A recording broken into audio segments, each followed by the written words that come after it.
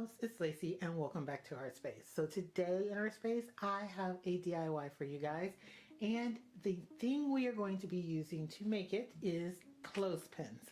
These are clothespins from the Dollar Tree and there are 36 in the pack. We are going to be using most of this pack to make this item. Now I was asked by lots of people to make the clothespin chair that has been shown all over Instagram and Facebook, but you know I'm extra, so I decided to change it up a bit and make something a little bit different. It's the same concept, so if you only want to make the chair, you can still just make the chair by following simple directions and making it downsize for what I'm making. And what I'm making is this. It is a bench with a heart shape back to it with a little heart in the bottom of it, and it takes up all but 3 and 1 extra piece of the clothespins. Now I'm going to tell you right now to buy more than 1 pack of clothespins if you want to make this, because these clothespins are different colors. Some of them are damaged and missing pieces. So in order to make sure you have enough, purchase 2 packs of clothespins. So let's get on with the tutorial so you can see how I made this cute bench with a heart in the middle for Valentine's Day.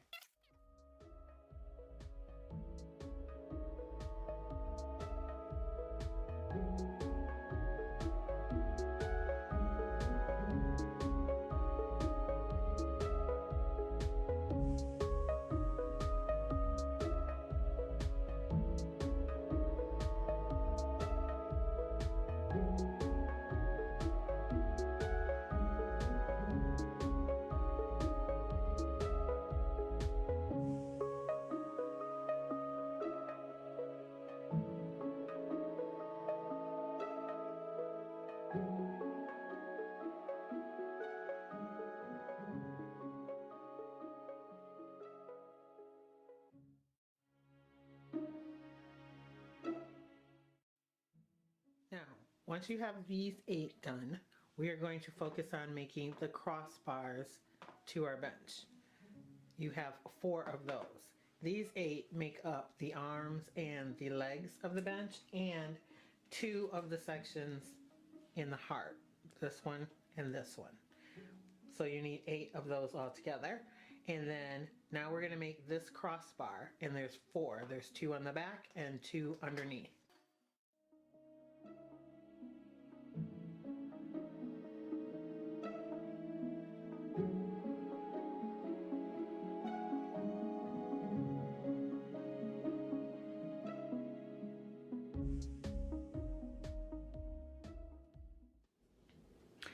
Next, we're going to make the back support to our bench here. For that, you're going to need one of the 2 that you put together, and then 2 of the singles. As you can see, 1 here and 1 there. And you're going to do that for both sides.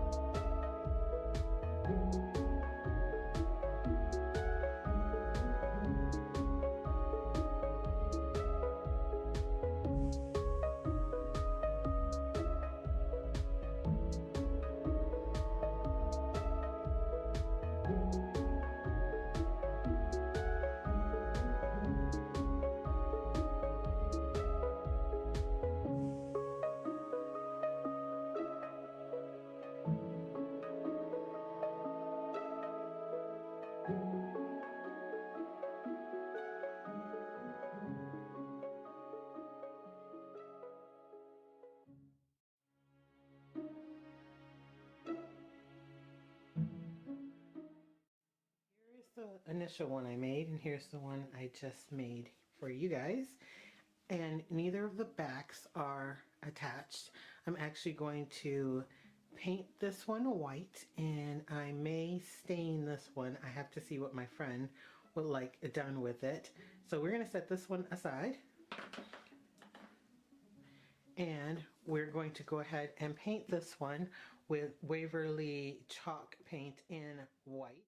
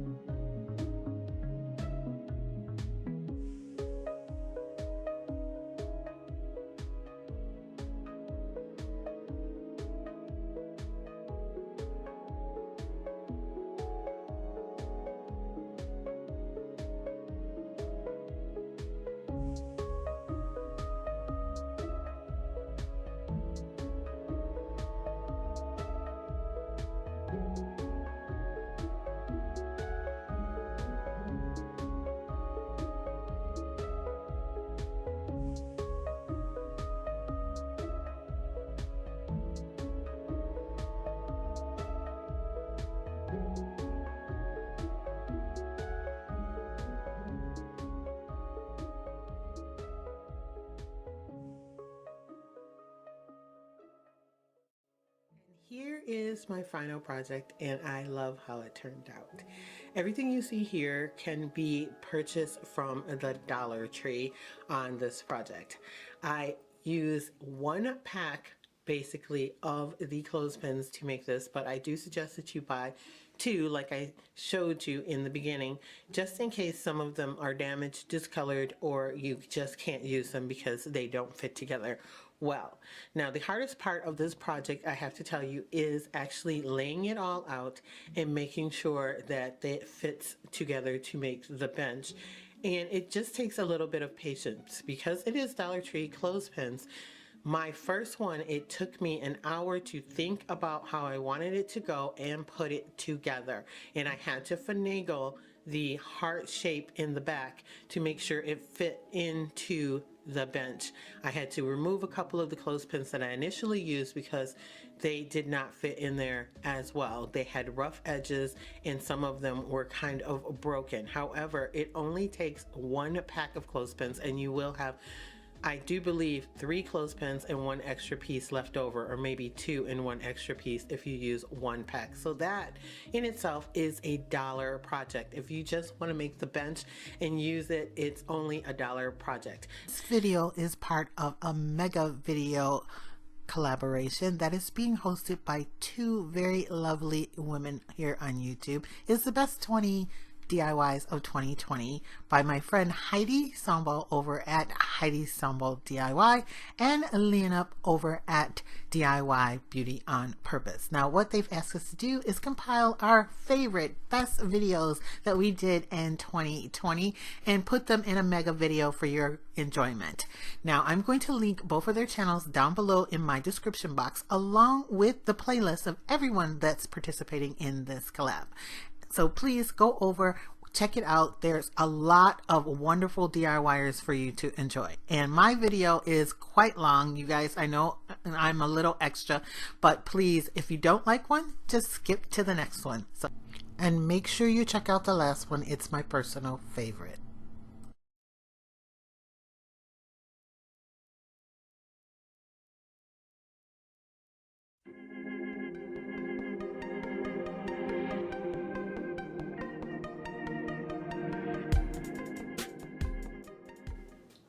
Hi loves, it's Lacey and welcome back to our space. So today in our space, we are going to be making a heart-shaped wreath. And to do this, we're going to use mostly Dollar Tree items, starting with the heart-shaped wreath form ring from Dollar Tree. We're also going to be utilizing my favorite ribbon that they carry, which is the burlap with lace on top of it ribbon. You'll need 2 of these. We are also going to be utilizing some fairy lights. I am probably going to go dig some out that have a purple tone to them. I don't have those here with me and I just thought of it. I do have the white clear ones, so you could use that, or you could leave the lights off altogether and you'll see that once we get into the DIY. And we are also going to be utilizing this. This is what is called a Valentine ornament, and I got it from Hobby Lobby. It is regularly $4.99, but right now they have 40% off of all of their Valentine's things, and so I purchased it for $2.99. Now, if you want to make this project, just so you know, at my 2 Hobby Lobby stores, this item is on a shelf, not hanging up. Some stores might have it hanging up, but mine is on a shelf. I saw it and I thought it would be perfect for this project. So let's jump right into it.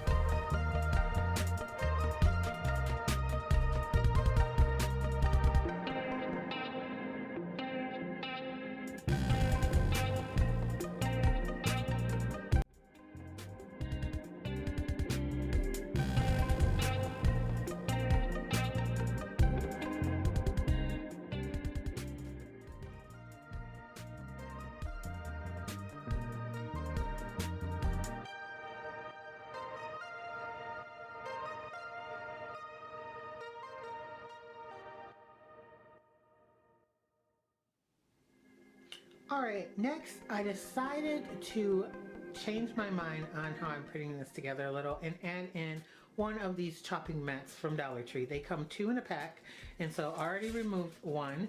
They are frosted on one side, and on the other side it has a smooth finish, but it is frosted for you to see through. I am going to take it and turn it this way and then take my painted hearts and lay it out and trace around it and then glue that piece to the back of this.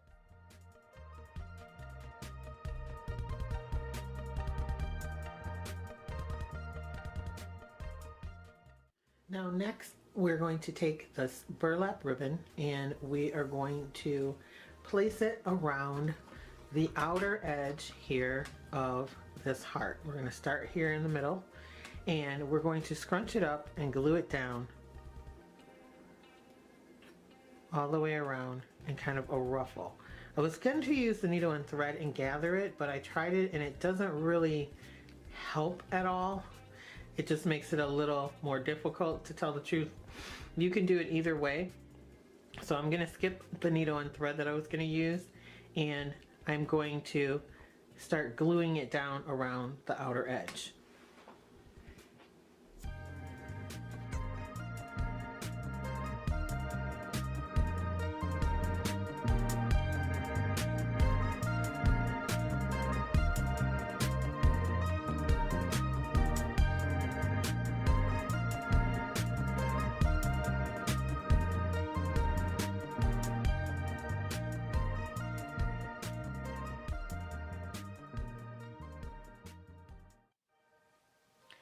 And here is it with the first row of ribbon around it. I like how it turned out. It's nice and ruffly. And now we are going to go ahead and add a second row of ribbon. Now on the first spool of ribbon, I had already used some of it, so I'm not sure how much is around this, but it is one full piece. And now on the second row, we are going to go around the chopping mat with it. We're going to do the same thing. We're going to make it into a ruffle. So it's 2 layers of ruffle ribbon going around this. And then we are going to place our piece on and glue it down.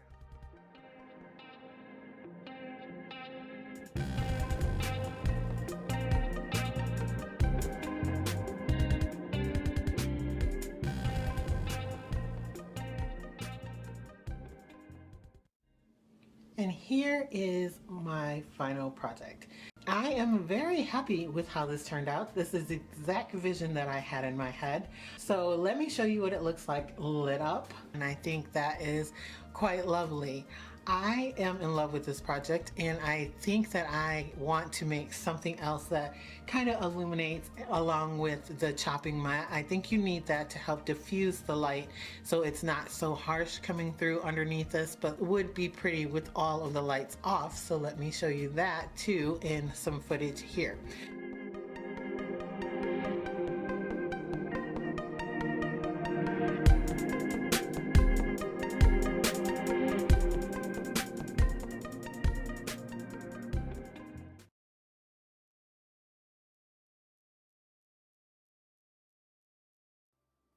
Hi loves, it's Lacey and welcome back to our space. So today in our space I have a couple of DIYs for you that are made with mostly Dollar Tree items for Easter. So let's just jump right into it.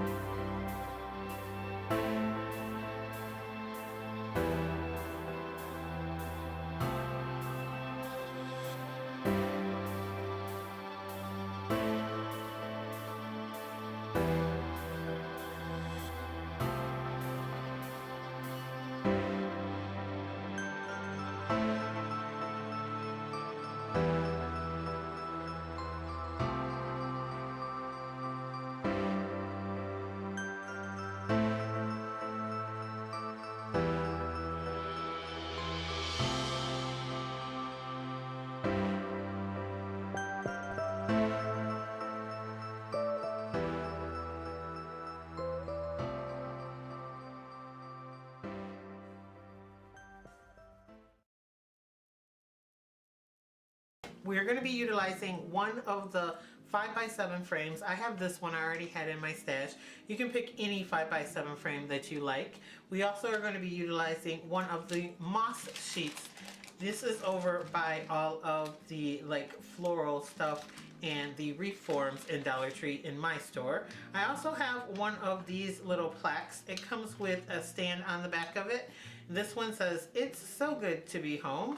And I'm going to be utilizing some gingham black and white ribbon that's from the Rustic Farmhouse ribbon collection that they have right now at Dollar Tree. I picked up a couple of these, so we're going to use a little of that. This is project number 1. Here we go.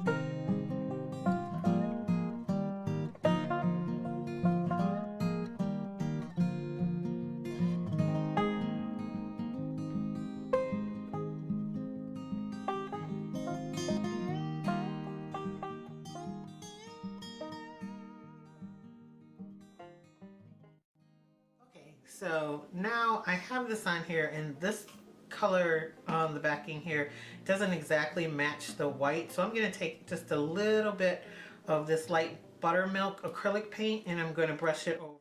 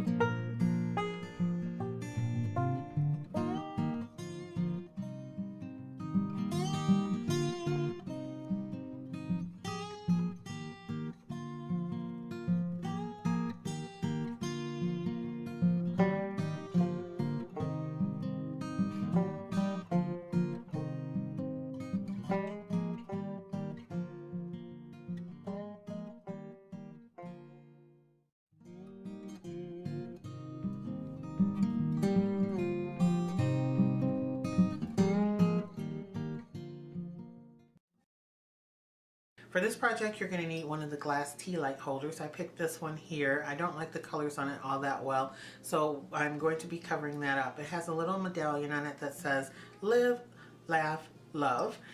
I'm also going to be using this tea light holder. This is leftover from when I did my girlfriend's fall wedding pieces. However, they still have these in the store or something quite similar. We're going to need some jute twine, also some of the new foliage. This is a little plasticky looking, but this was like one of the better ones that I found, and I'm not going to be using a lot of it, but these are new at Dollar Tree, or at least my stores this year. And then finally, we're going to be using wood beads. Now, Dollar Tree does carry wood beads in various colors. You can use those if you like. They are a few different sizes as well. And they also have these wood beads in.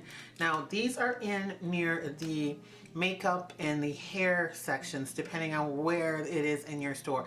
In my store, these were near the hair section stuff, but I went to a couple other stores and they're near where the new makeup stuff is. You only get 20 in a pack and you will need a lot of those. So instead, I am using the smallest ones that were in that multi-bag that I had from Joann Fabrics. You get 400 beads in the multi size pack, and I don't know how many I'm going to end up using. The smallest beads here that are in that pack, there's probably a couple hundred in the bag because most of the bigger ones there's a smaller amount. So let's just jump in and get started on this. We are going to take these beads and string them on our twine, and then we're going to place them on our tea light holder. Here we go.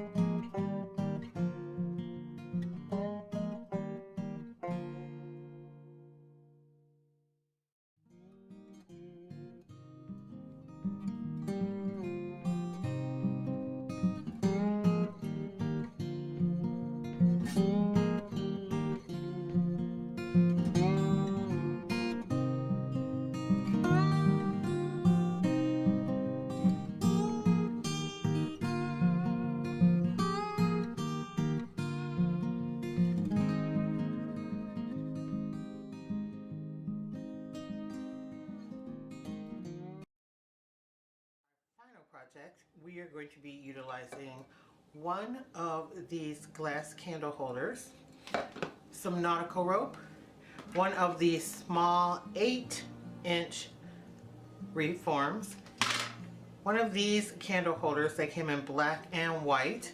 You could use any of the Dollar Tree candle holders as long as it's the ones with the bigger tops. They had some that were silver and some were gold. We're going to be using some dogwood. I have some pussy willow, which is new to my store this year, and possibly some more of the ferns. Your hot glue gun, some glue sticks, and we might put a couple of other little Dollar Tree embellishments on it if we have a chance. So here we go. First thing we want to do is we want to take our nautical rope and our Wreath form, and we are going to go ahead and weave this onto the form. I'm just going to do a simple thing. There's different ways that you can do it, but I'm going to make it really simple. I'm going to go over the first, under the second one, and then over the third one, starting from the inside. You can start from the outside if you like. We're going to turn around and do the opposite. So we're going to go under this one,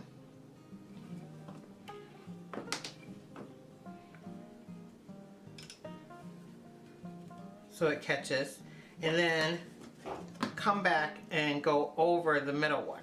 So we were under the middle one before, and now we are over it. And then we're going to come back and go over the first one again, under the middle, and then over the outer one.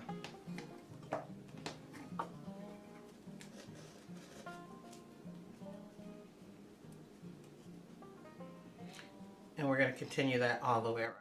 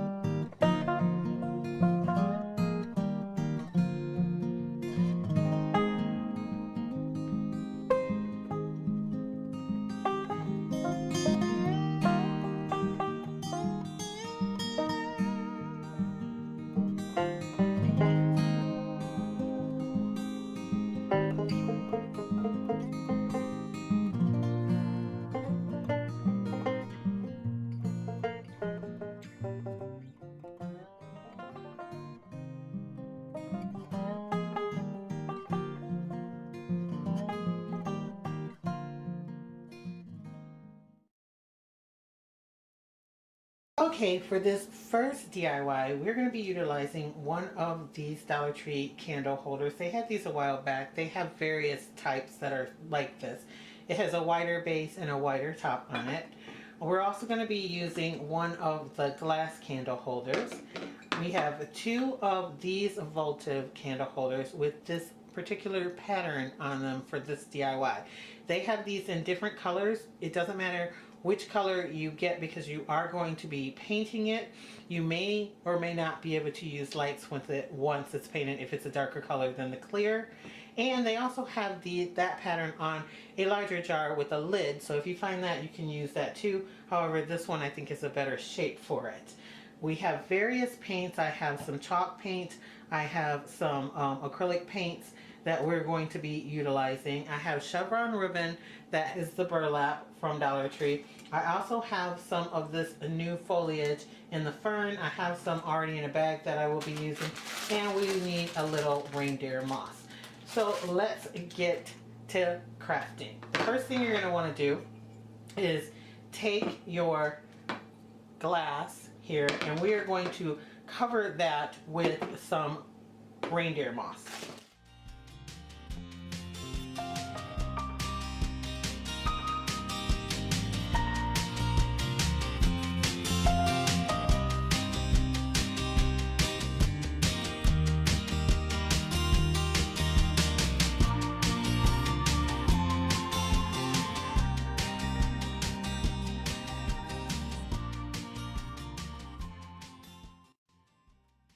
I covered everything but the center of this plate, and we're going to set that aside now. And then we are going to take the votives that we have and we're going to paint them yellow on the outside.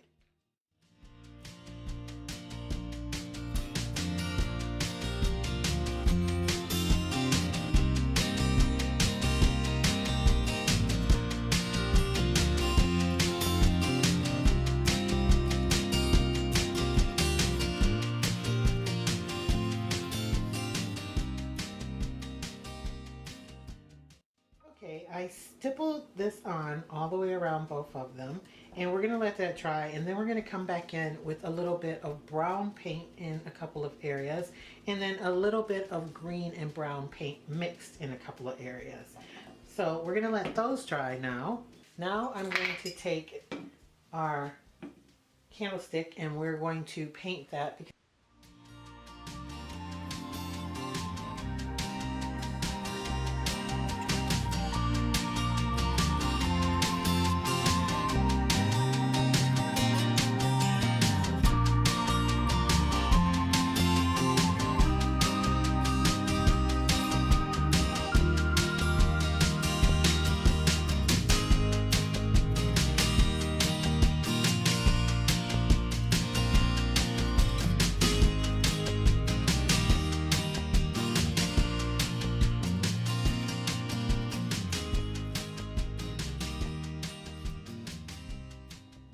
Okay, now we're going to take the yellow photos and we're going to take a little bit of the green and a little bit of the brown, and we're just going to try to tap some on the high points.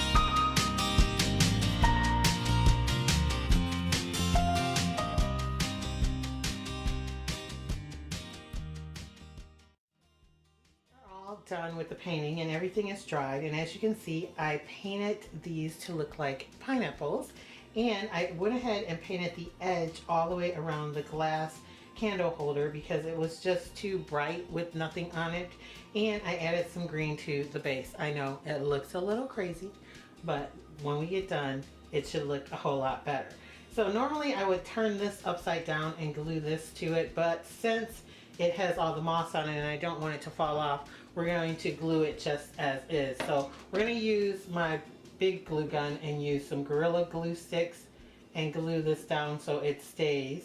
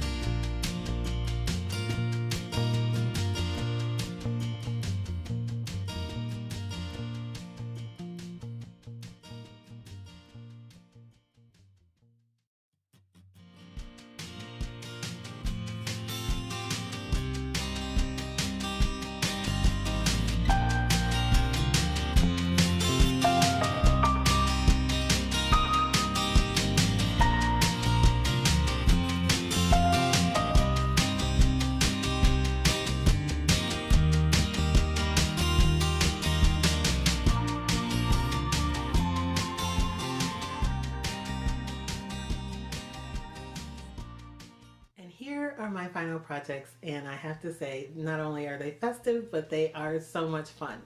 When I went to Dollar Tree and I saw these tea light holders, I knew they would make the perfect pineapples, so that is exactly what I decided to do here.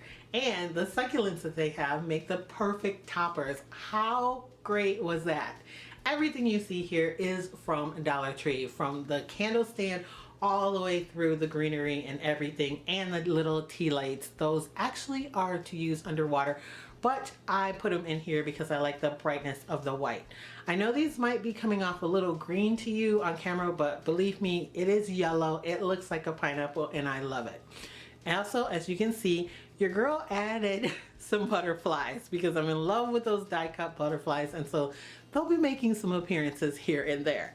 Now the one that is sitting down and not on the stand has a butterfly and it's just leaning up against it, and so is that piece of greenery that's under there. Neither one of those are attached because I think it might be a little much, but you know me, I'm extra. I'll probably leave it. 3 butterflies, that's not bad. I don't think so anyway. Now, if you cannot find the candle holder that's holding up the pineapple, the stand part of it, you can use one of the heavy duty margarita glasses that Dollar Tree has too, and you can still get everything at Dollar Tree. DIY 12 starts with the second project in this video that had 3 garden themed chicken wire DIYs. This one is the moss covered bag with the butterfly. Okay, for DIY number 2, you can see I already have some chicken wire here that I folded. So for this one, I rolled out my chicken wire long ways and I ended up folding over 2 feet of it on top of each other. So I had 4 feet of chicken wire this way. I cannot show you 4 feet in this craft space, so I did this in advance and I folded it in half. So it was like this, folded up 4 feet all the way open. Then I took and I turned it and I folded it this way, but I put a thick bottom on it. So in order to do that, I left this open to show you guys how I did it. When I folded it up this way, I crunched in some on either side to make a wider side. So it was straight like this, and I just bent it in. I figured this would be very easy to follow, and once I had it bent in, I crinkled the bottom up some because it needs to fold over each other, and it made this box. Instead of it being flat, it made it more into a box shape. And then on this side, I ran a few wires, and this was the sharp edge, and then this is the non-sharp edge, and I'm going to show you how I just did the same exact thing. I took some of my floral wire and I'm going to cut a piece and do exactly like I did the last DIY.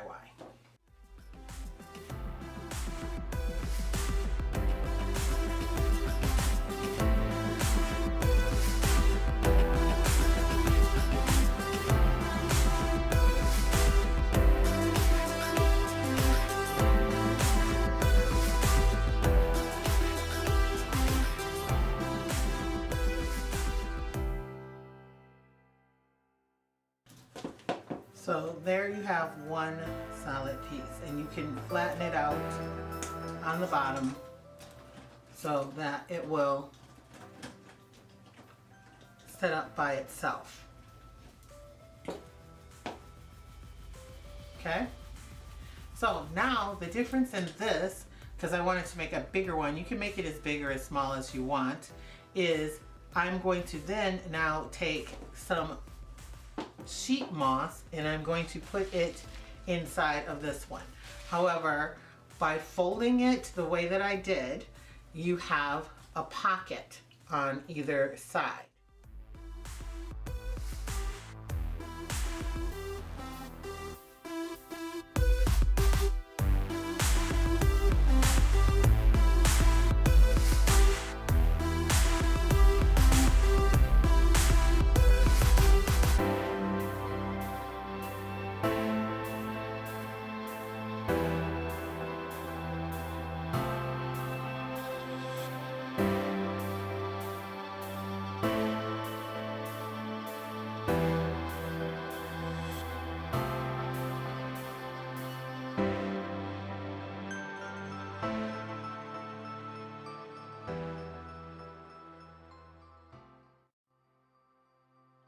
the camera angle because I realized you guys could not see what I was doing. So all I did was take this piece, and it's not glued down on this side, and I glued it down on this side. I have a little bit of a gap here.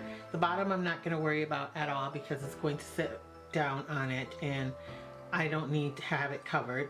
So now I'm just gluing, hot gluing down the moss on the inside here.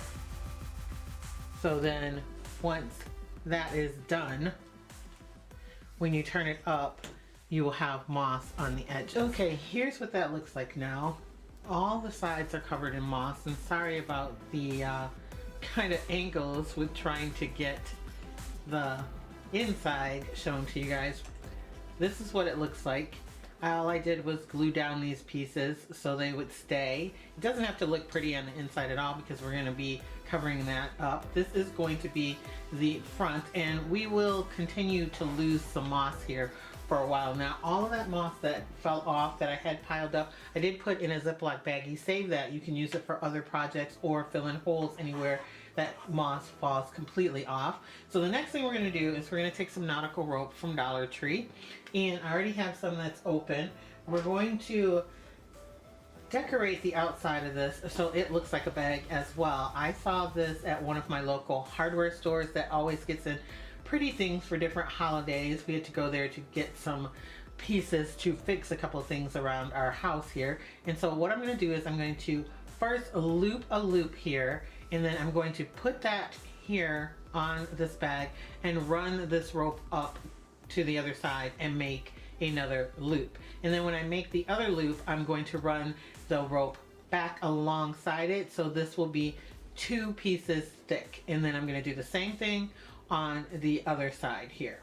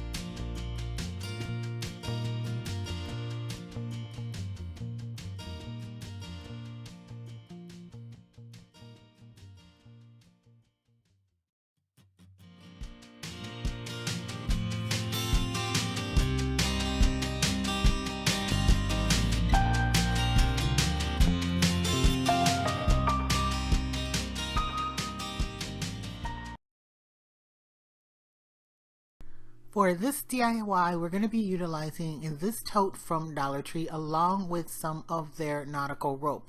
Now, as you saw in the picture, the tote is actually broken, and I have two different sizes of nautical rope here. I am going to be utilizing the 11.1 feet one. The other one is a 6.9 feet one. It's a little bit thicker, so we're going to put that one aside and use the longer rope. I have 6 of these all together, and we are also going to be taking these 8-inch Wreath forms from Dollar Tree. You get 2 in the pack, as I show you here. We're going to be using 1 ring from each one of these Wreath forms, and I'm going to place it onto the bag to make new handles. I don't like the handles that are on there. I don't think they'll be sturdy enough for this bag. So I'm going to be using, I do believe, the inner ring for this, and we are going to cut off the handles here for the tote, and then we're going to take the ring off by using some wire cutters. Dollar Tree sells wire cutters, but I have some more expensive ones to get this ring out. I'm just wiggling it back and forth on the wire and taking out the center ring on both of them, and that is all we're going to be using, and I'm going to put the other 2 pieces away for a future project. Now, in order to put these beads that I have here on these rings, you just have to pull them apart where they're connected. You just twist them back and forth a little bit and they pull apart easily. I'm going to be stringing these beads, which are, I do believe, 20 millimeter beads on here, and I'm going to use 16 of them all together to make this handle. I kind of measured it out while I was looking at it, and I could tell that 16 will be a good number for the handles on here, and it will sit nicely on the tote. Then what we're going to do is we're going to glue the beads, the last 2 on either side, down to each other and down to the metal Wreath form part, so they won't slide around, because then we're going to glue the metal piece down to the tote. As you can see here, they fit on top of where the handles were perfectly, and I'm going to use hot glue and glue that down all the way around. I'm using my Ryobi glue gun for this, which has Gorilla Glue sticks in it. It's a high heat glue gun, but when it dries, it will be very secure. So now here I have some placemats from Dollar Tree. I have 3 of these all together. I'm going to be placing 2 of them together inside of this tote to line it. The bottom is plastic, so you don't have to worry about that, but I want a decorative liner inside of this, and so in order to do that, I'm going to use 2 of the placemats. I'm going to cut off the end on one of them and then feed the other one inside of it, so it's one continuous piece. And I'm going to be gluing this together with hot glue. I'm going to use my regular glue gun to do part of it, and then I'm going to reinforce it with my Ryobi glue gun to make sure that there is no way it will come apart. You can sew these if you like, or you can use fabric glue, which I also have, and I understand they have fabric glue sticks, but I am using regular glue sticks and Gorilla Glue sticks to put this together. Be careful, the Ryobi gun is a high heat gun, so you don't want to burn your fingers. Next, I'm going to do the same thing to the other side once I determine how big I need it to go around. So I'm going to just measure it out again and make sure that it fits securely around and it won't be too short or too long, and then cut off the other side and do the exact same thing.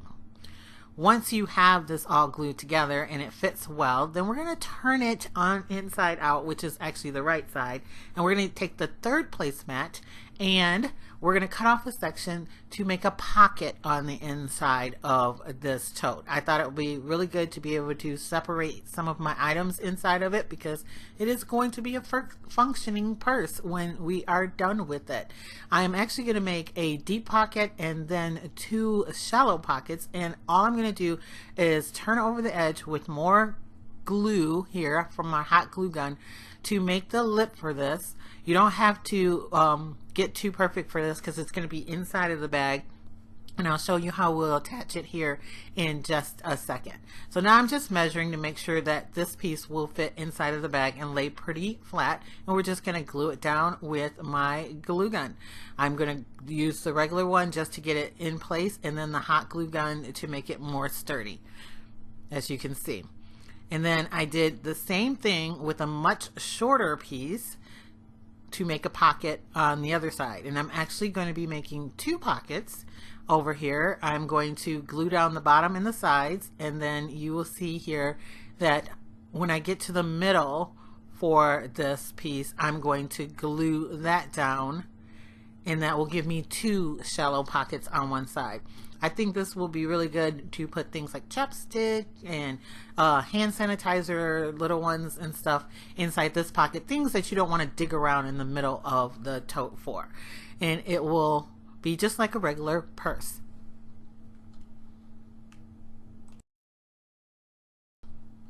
Okay, now that we have that done, you're going to flip it back around, which will be the right way for it to slide into the bag. And you're going to slide it back into the bag and make sure your pockets are facing where they open up. Don't put it in upside down, so then the pockets are upside down. Then I have my hand inside this tote, and I'm using my small glue gun because the nozzle fits into all these little crevices at the bottom, and I'm gluing the sides down all the way around at the bottom, just putting the nozzle into the little holes to make sure it stays. Then, as you saw, it was too tall, so I'm flipping the edge over so I get a nice clean edge, and I am going to glue that down around with my Ryobi glue gun to make sure that that is very secure. I'm not worried that it's going to move around inside of the bag because, as you probably have guessed, we're going to use the nautical rope to go around the entire thing. And as I glue that down, it's going to help stick the liner inside. But before we do that, I took another little piece that I had left over and I made it into this little loop. I am going to be stitching it with a needle and thread on the ends to actually make it into the circle. I'm doing this to put on one side inside of the bag so I can put my travel mug. I have a nurse's travel mug. It's really cute. It says coffee, scrubs, and rubber gloves, and I'm going to be putting that inside to help hold that coffee mug up inside there so it won't tip over. I thought that was a great idea. See? It fits on there perfectly. One side of it says Nurse Life on it too. And I'm going to be hot gluing that with the Gorilla Glue inside. So then you can set a mug, a cup, or whatever inside of there, and it will stop it from tipping over. So we're going to do that, and then we're going to get on to gluing our nautical rope around this piece.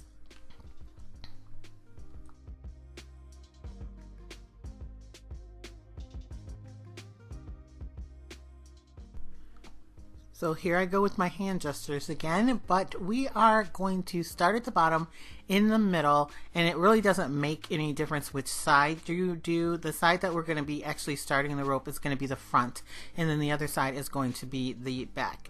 So I am just going to take my rope and start in the middle at the bottom, and we're going to use the Gorilla Glue the entire time to glue this rope down to this tote bag. This is going to make it very sturdy and very decorative. Now, every time that you need to leave off a piece for this rope, you are going to do it on the front side and on the same side in the middle. You're going to try to get it as close to the middle as you can because we are going to be covering that piece up in a little bit, and you don't want to see where the rope is connected anywhere on the purse. So let's get that done. I'm just going to speed that up and put the rope on, and then we'll be on to our next step.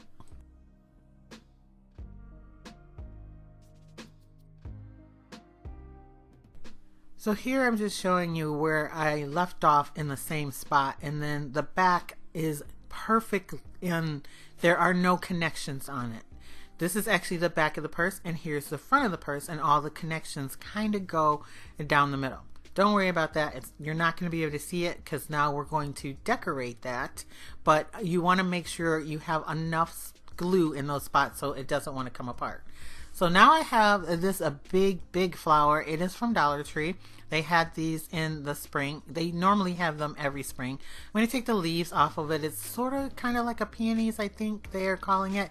And we're going to glue them at the top and the bottom to help camouflage where those things are connected.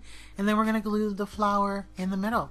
And then this entire project is done. This is like a high-end purse that I have seen in several stores, and I cannot believe that it turned out this well from a broken tote bag from Dollar Tree. And I love the fact that I could use that tote bag because I didn't have to do anything to the bottom of this at all. You could take some smaller wood beads and put them on the bottom to make little feet if you actually didn't want the bottom of the bag to touch anywhere when you put it down. But I'm just leaving mine plain because it's plastic and I can wipe it off at any point.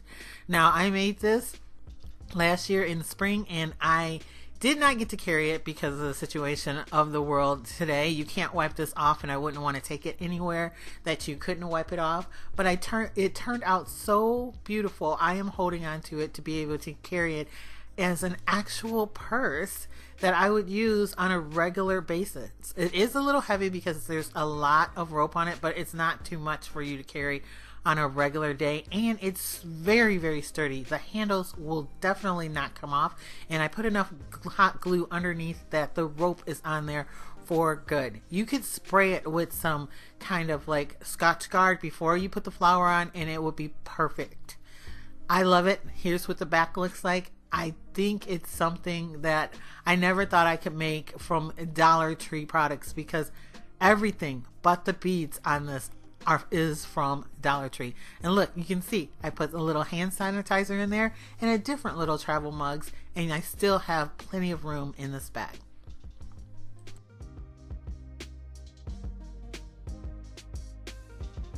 I'm going to do a DIY for you guys, and it's going to take a couple of days of filming and editing in my condition, but I want to use this 3D reform. My mother had picked me up 3 of these and I thought it would be really cool to make something with this, and I'm going to be utilizing some wood beads.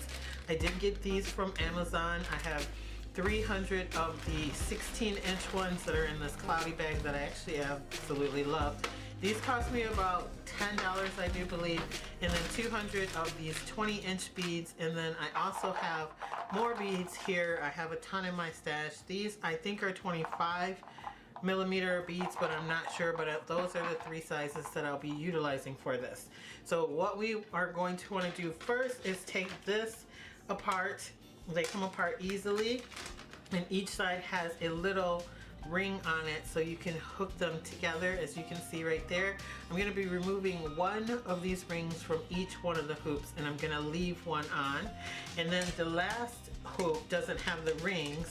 It has these little metal connectors that hold the rings on. I'm leaving both of these on there to hook them back together.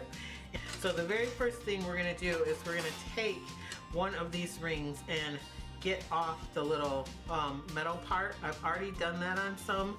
It's not that hard. You can pull it off really well with pliers, but some of them stick a little and get a rough edge.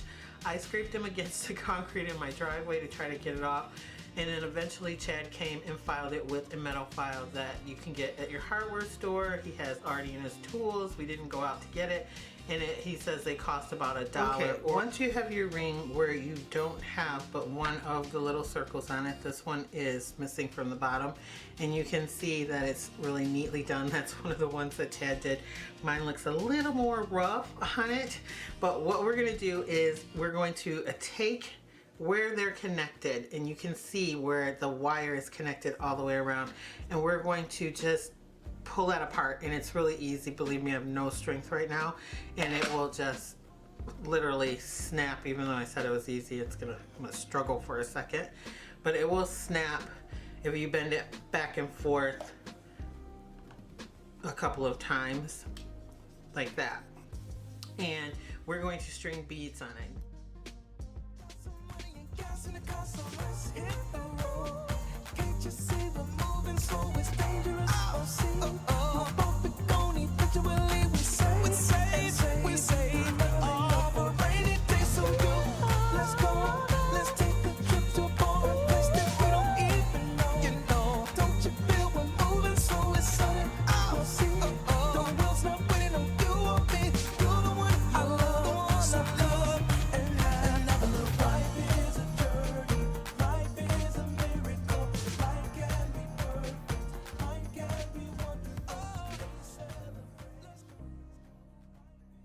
Okay, so here's my first ring done, and the pattern from where the circle is in there all the way down to the bottom is the same until you get to the complete middle here. You only have 2 of these balls in between this set, so this pattern's a little bit different. You will see you have an extra larger one and not 2 balls just together with 2 larger ones, if that makes sense. From each of these balls all the way around here, it's the same until you're missing 2 balls here extra on the side. And you have a gap right here. That's where the ring is. You need to keep that gap in order for them to fit together. If you put your beads all the way up to where the ring is, there's going to be an extra tension to try to make it fit together. Now, what I mean by that is you're gonna have this much left over. I'm hoping you guys can see that. That's how much is left over on this, and we need to reconnect them. But you can't just glue them together here with regular hot glue, which is what I'm gonna be using, and make it stay. So we're gluing them together like I did my heart shape beaded ring, and we're going to be utilizing some floral wire that I have here. This is thicker than what's at Dollar Tree. You can use the one at Dollar Tree. I just double it up to ensure that it holds, and I'm just gonna cut off a piece that's not super long, but long enough to put in between these wires. Then I'm going to add some hot glue to it and put it inside the beads. Now you want your beads to still be able to move a little bit initially, so you can make sure you still have that gap. So what I'm doing is gluing the long side first and pushing it down and making sure that I still have just the edge out, and then I'm going to glue the other side once I put the beads back on that fell off.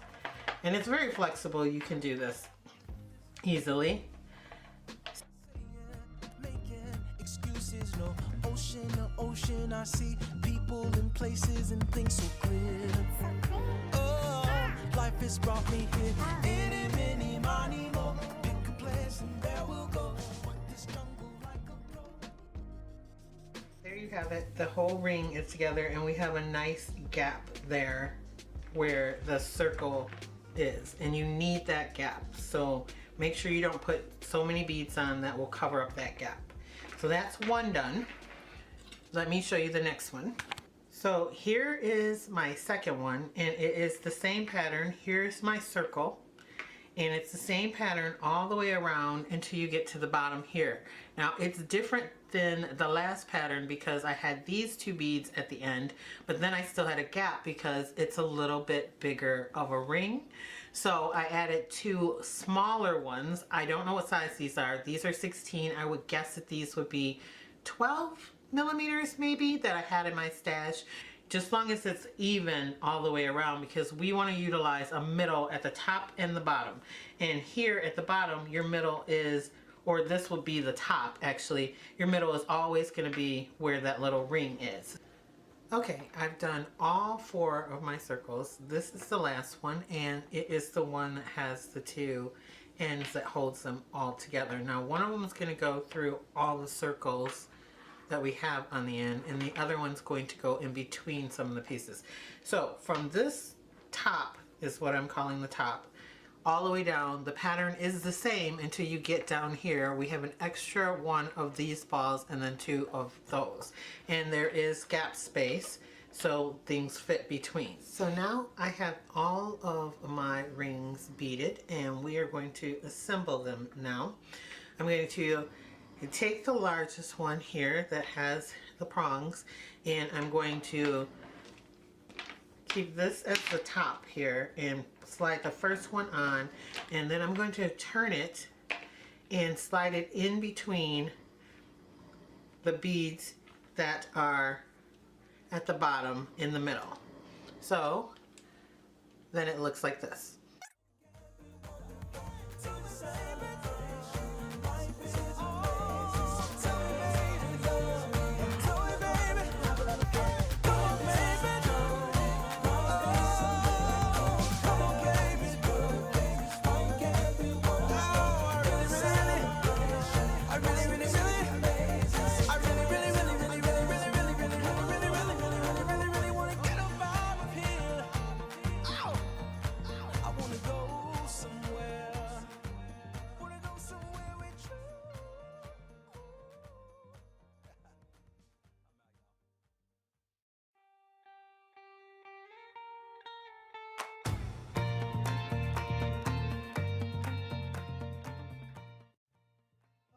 now that we have it all glued together, as you can see, I actually took some pliers and bent over the little peg that's in the bottom. I don't know if you can see how it's bent over. I actually don't have much strength right now, so I'm gonna have Chad bend it even more. But you want it flat, or you could try to cut it off. I would just worry that you would cut off too much and the glue would come undone. I have some fairy lights, and these are about 50 fairy lights I have on this string, and I'm just going to take and wrap them around each one of the sections. Let the music take control and learn to dance. Get on up, let's go. We've got some money and gas in the car, so let's hit the road. Can't you see we're moving slow? It's dangerous. We'll see. We'll both be gone eventually. We save and save. There's never enough for rainy days, so let's go. Let's take a trip to a foreign place that we don't even know. Don't you feel we're moving slow? It's sudden. We'll see. The world's not waiting on you or me. You're the one I love, so come and have. This is what my project looks like thus far. Now, the battery pack is just sitting in here, but I am going to glue it down, and I'm going to make sure I can reach the on-off switch from underneath. I think that's the best way to do it. Then what I'm going to do is take some leaves, and I have these that came off of this beautiful peonies that I had left over from another project, and I also have some of these that are from Joann Fabrics earlier in the spring that I'm going to accent around the bottom so you can't see the battery pack as well. And then I'm going to take this LED light from Dollar Tree that has this orangey kind of glow, and I'm going to place it inside of this beautiful peonies, and then I'm going to put the entire thing on top of the battery pack and glue it to the actual battery pack to make sure that it doesn't fly out or anything. But I will be able to still open the battery pack and change out the batteries if I need to.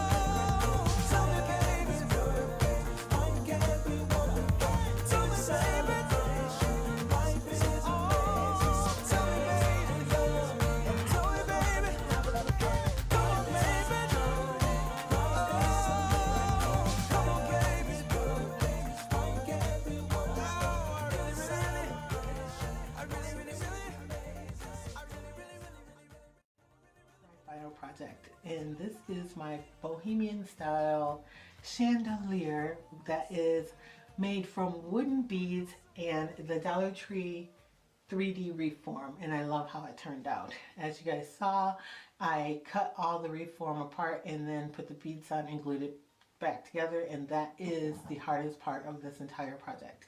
I did show you guys how I took a piece of floral wire and put it in between and secure the wires back together.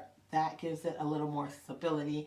I did lose the footage, however, of where I went in and I glued the beads around that with some E6000 to ensure that they are going to stay. I did use hot glue Gorilla Sticks, but just in case, I went in with E6000. Everything else on this either came from Dollar Tree, Joann Fabrics, or my personal stash. And I do believe you can do this in any color you want and find all of these products probably online or at your stores once we're able to get out and go shopping for them. The fairy lights don't have to go on there. I like them, but you can see the wire and you can put a bigger LED light in there. Please do not burn a real candle in this because it is not fireproof. So I also took some ribbon and I made some big loops to hide where I tied the ribbons that hang down underneath. I did not show that footage because I did it afterwards because you could just barely see the battery pack. You could do foliage if you did not want to put loops, just add some more greenery or some more flowers. So that is it for this project. Please put any comments or questions you have down in the comment section down below.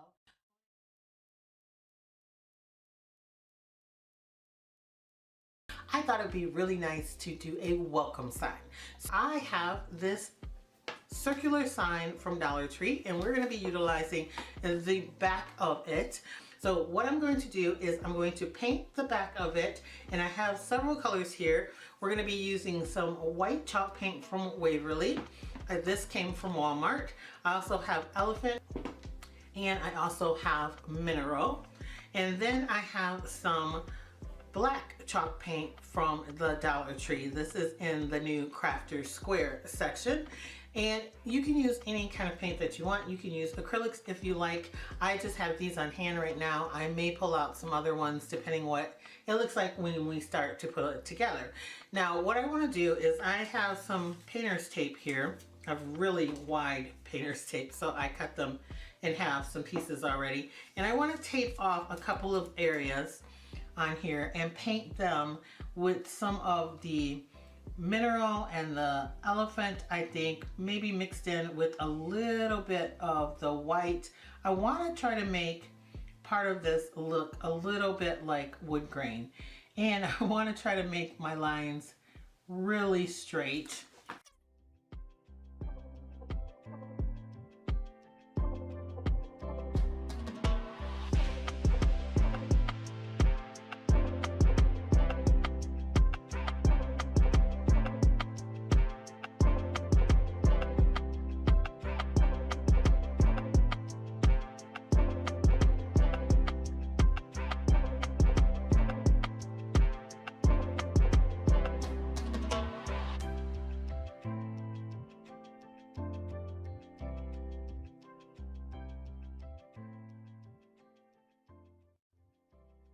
Now I'm going to take a little brown acrylic paint and I'm going to do the same thing, put a few streaks in it.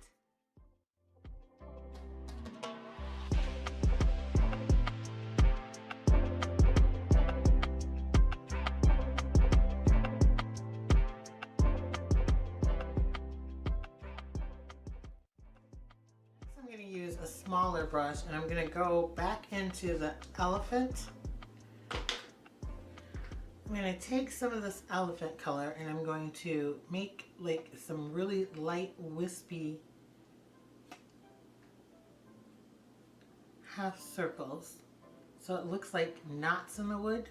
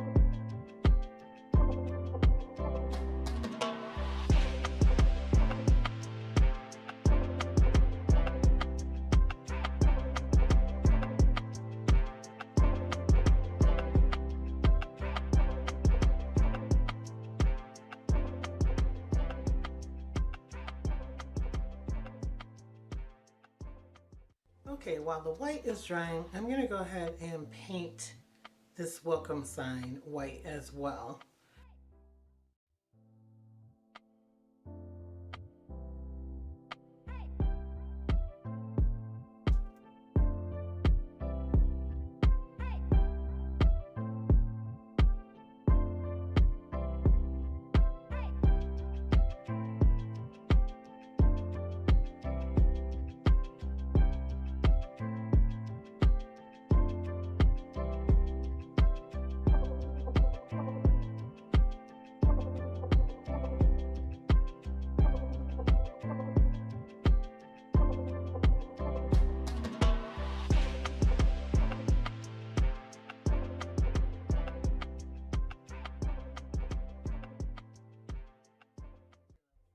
here is what it looks like all painted. I'm absolutely in love with how the wood grain came out on this. Now the top's not my exact favorite. I didn't even work on that hard because then I realized I'm gonna put some florals up here, some greenery and a bow. So you probably won't even see that at all, but I really concentrated on the bottom here where it is really nice, and I think that wood grain turned out perfectly. So I painted the welcome sign here that came from Dollar Tree to put on here, but before we do that, it's not quite dry because I put a second coat on it. We're gonna flip this over, and on the back of it, in the middle, we are going to add some Jenga blocks. Why are we doing this? Because we need this to stand away from the wall just a little bit, and let me show you what we're going to do. All right, I have these fairy lights, and these came from Big Lots. I got them on clearance last year sometime. However, Dollar Tree sells fairy lights. They also have garden lights that are on a thicker cord. You're not gonna see the cord or anything when we're done with this, so any lights that you wanna put on it, it will work out. We're gonna take some Jenga blocks and we're gonna glue them together, and then once we have them glued together, we're gonna glue them to the bottom of this. And I'm going to stack 2 of them here across like this, 1 up the side, then 2 more on the top, and make a little box for our battery pack to go in. And we're gonna make sure that the battery pack is face up so you can get to the on-off switch, and we're gonna leave this section open altogether so you can take it out and then turn around and switch out your batteries if you need to. Once we do that, then I'm gonna take and run this wire all the way around in a circle until it's completely on, and I'm going to tape it down in sections with electrical tape. Now I'm not gonna hot glue it because I don't know if the hot glue will mess up the wires and stop the light from working. So I'm just gonna electrical tape it in different spots. I think that'll be the easiest way so that the whole back of it lights up really well. And then when you turn it over, that light will shine out. Then we will put our welcome sign on and decorate the top, and we will be done.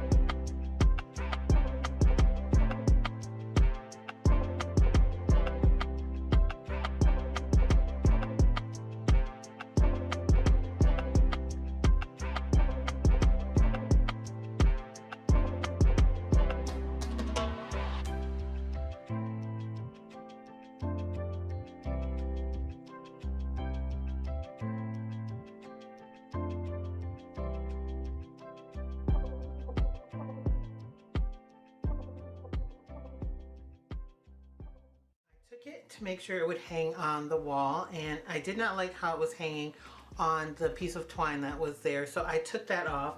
And I also added 2 Jenga blocks, one at the bottom and one at the top, to make sure that it kind of balanced out its weight for one thing, and it's set aside from the wall at the same height as this. Now you are going to have on your battery pack your on and off switch. Mine is on the top, so it sets it off a little bit different. Lots of them are on the side, so you won't really have to worry about that. So now we're going to turn it over, and we are going to put our welcome sign on and decorate the top. And then I think I'm going to hang it from a little bit of fishing wire or ribbon. I'm not sure what. You're not going to see it because it's going to have decoration on what it's going to hang from. So you can hang it from anything you like. You can use more twine if yours hangs right with the twine that came with it. It was really short, so that's why I took it off.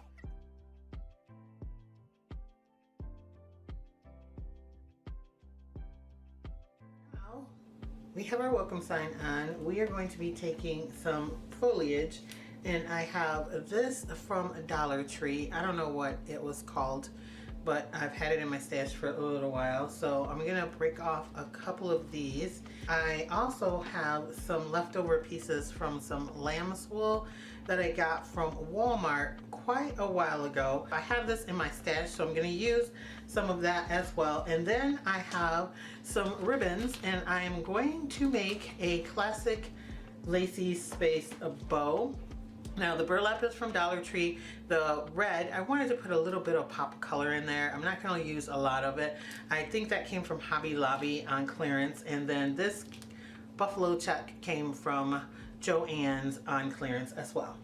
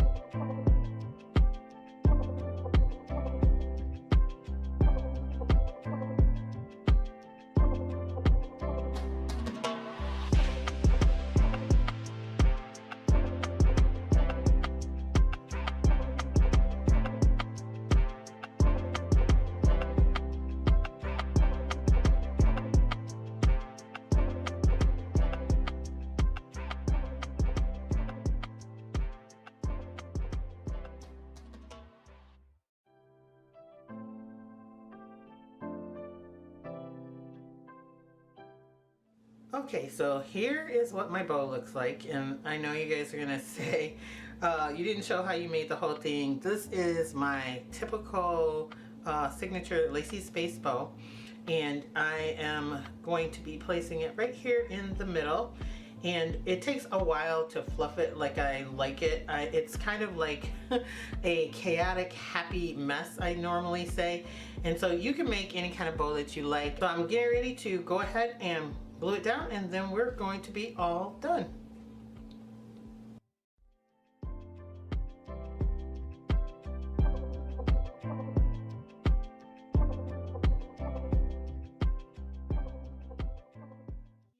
My final project, and can you say love? Because I can say love. I love this so very much. It is one of my favorite DIYs I have done in a little while. I love how the light comes out from the wall, and this looks like it doesn't come out very far, but it's because the sun is beaming in all of my windows. So this is the darkest spot that I could find to show you guys what it looks like. I will be filming it when the sun goes down, so you can see exactly how far the light actually spreads across the wall. Really love how it has this soft kind of illumination. You could also do white bright light coming out, but with my house I have a lot of warm tones and not a lot of cool tones, so I thought the yellow coming off of this kind of creamy beige wall looked the best. Hardest part of this is actually just waiting for the paint to dry when you tape off everything. And I do realize I covered up the top portion of most of the paint with the white stripe and the wood grain. However, I didn't realize I was going to put this big of a bow on it, but you guys know I'm extra. Everything I do here is extra, so it got a little bit out of control with my Lacee Space signature bow. I also added one of the little butterflies because I can't get away from butterflies. They are my favorite. And so I put that over on that side. I made sure I moved my welcome sign over just a hair so I'd have enough room for one of those. So that is it. Comment down below. Do you want to see me do another light up thing? Because I have another idea for something that I think is really cool. Give this video a thumbs up if you like to see that.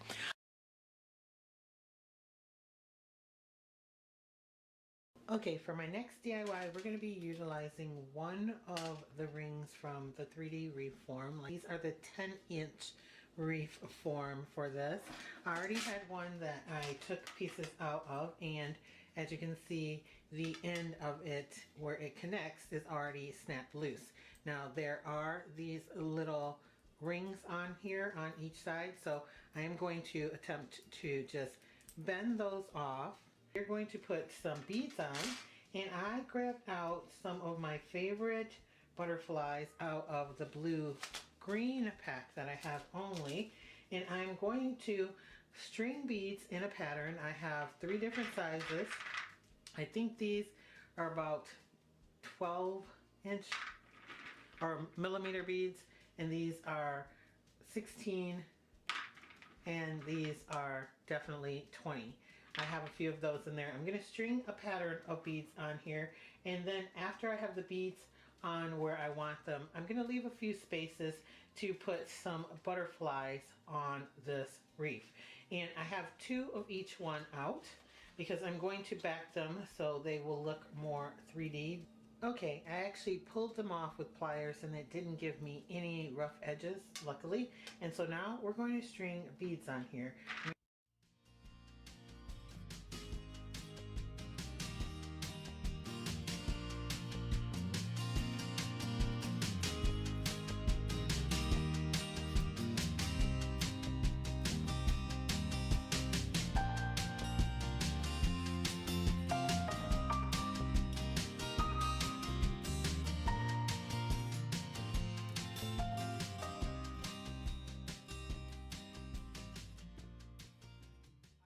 My camera was not recording when I glued these 2 pieces back together on this one, and on this one, since I have this huge gap, this is really easy to do. You may have seen me do this in another video, but what I'm going to do for this one, like I did that one, is I'm going to take my big glue gun that has Gorilla Glue in it, and I'm going to put some glue across where it's connected, and I'm going to make it pretty flat because I need to be able to put beads over that, and I'm going to let it dry on this side. And once it's completely dry, then I'm going to flip it over and do the same thing on the other side. However, I'm going to take a piece of floral wire, and I'm using this really thick floral wire that I have here. I've already cut off a piece to show you, and I'm going to make it long enough that it will go across where it's connected and be able to slide in beads on either side to reinforce that area. Then I'm going to slide the beads all the way across it. Now on this one, it is connected right in here, and then I glued this bead and this bead to the end, as you can see, because I don't want them to slide down and cover this hole, because that is the section we're going to use to decorate. The beads everywhere else still roll around except for where they are glued together, and that is right here. These don't turn, but all of these do. But it doesn't make a difference because they're not meant to turn. This is just a little wreath that has a butterfly theme that's going to be hanging somewhere that no one's going to be doing anything with. So now, even though I think I would normally let it dry a little bit longer, just to show you how to do this, I flip it over, and this time I want to glue down this piece of floral wire.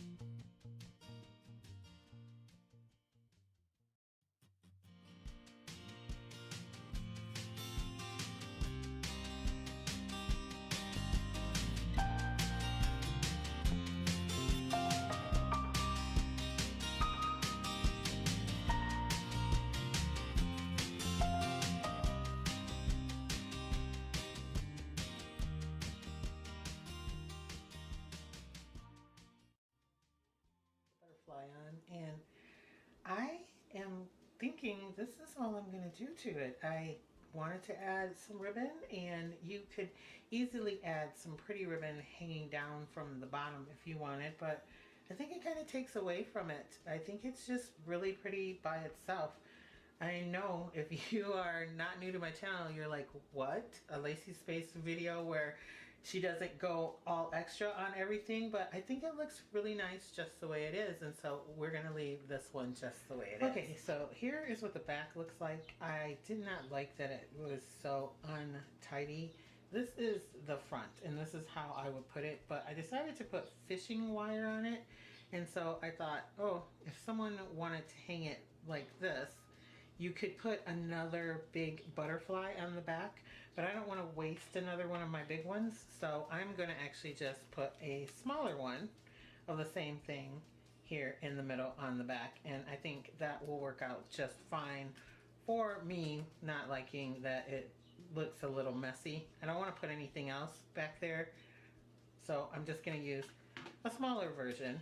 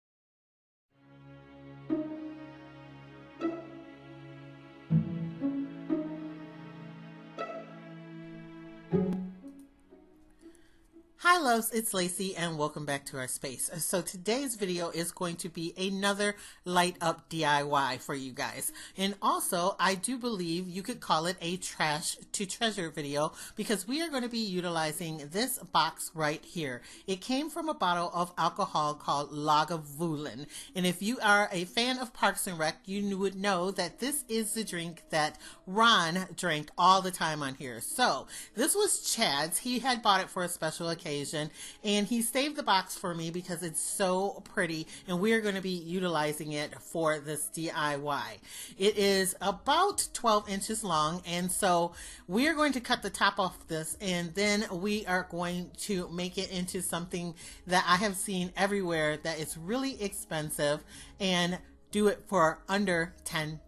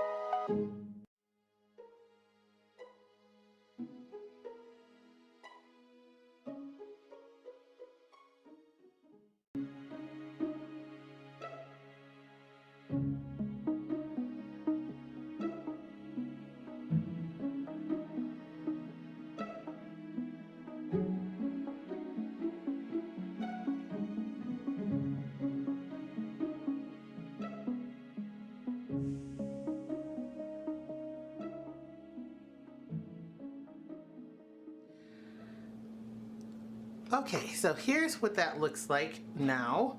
I think it turned out really, really well. It's very sturdy with this box that I have because it's like a cardboard lined box as well. But I think if you have a normal cardboard box, this will work just fine. So now what I'm gonna do is I'm gonna take it outside and I'm going to spray paint the inside because I don't really care for the natural wood finish. I made this extra lip and I put these sides up like this because we are gonna be using some glass pieces to make the top of it enclosed so little fingers and stuff can't get to the flames, and they look just like the ones you can purchase in the stores. So that's what we're going to be doing next. So once I do that, then we're gonna fill the inside and put in our chafing little cans, pots, and we will be done. Okay, here's what that looks like. Now we are gonna take our leftover glass that we had from the Dollar Tree picture frames, and we're going to go ahead and cut it with this glass cutter. This is a glass scorer and they are fairly cheap. This one's by a Husky. You can get them at pretty much any hardware store.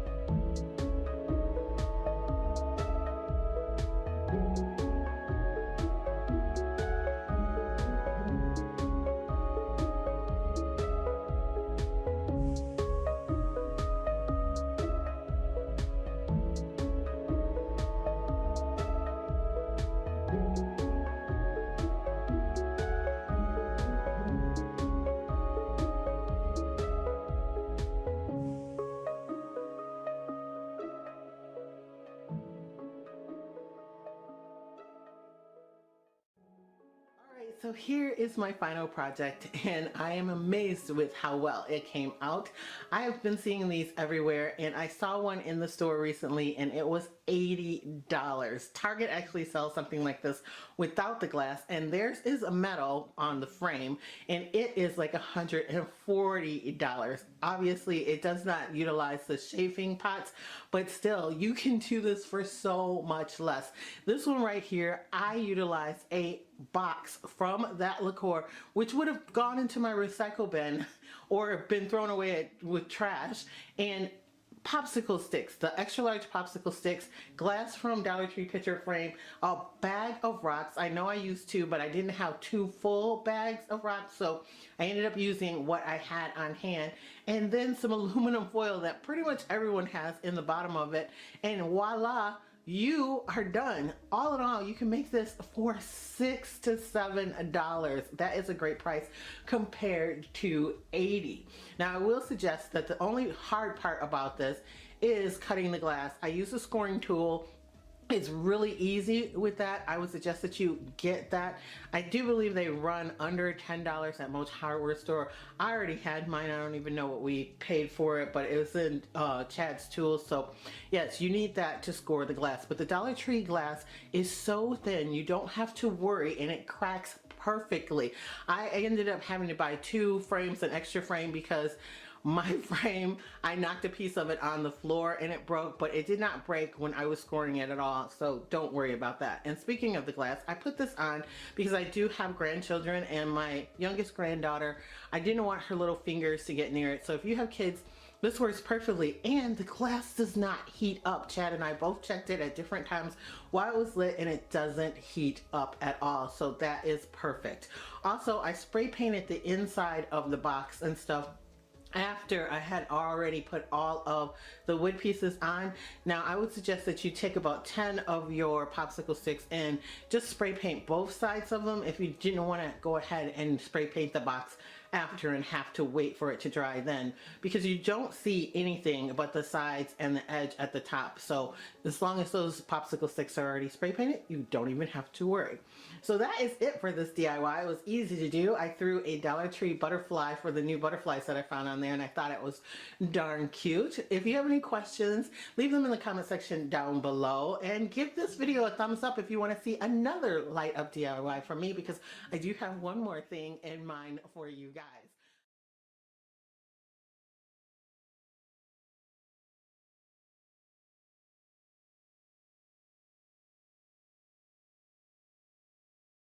So for this challenge, I am going to be utilizing this very large thing of jute twine. It is 6-ply jute twine, and there are 900 feet of twine on this. I have 2 of these that I am going to be taking the twine out, and it is very thin 6-ply jute twine, and I'm going to take a crochet hook and crochet this into a very long chain, because what I'm going to be making is a jute rug. I have seen these out everywhere and I'm in love with them, but they are quite expensive. Okay, so for this, I am going to leave the twine connected to the big section of it and just pull it out as I go, so it will be a seamless piece and I won't have to patch too many pieces. I'm sure there's going to be patch pieces inside of this, but I think that would be the easiest way to do it.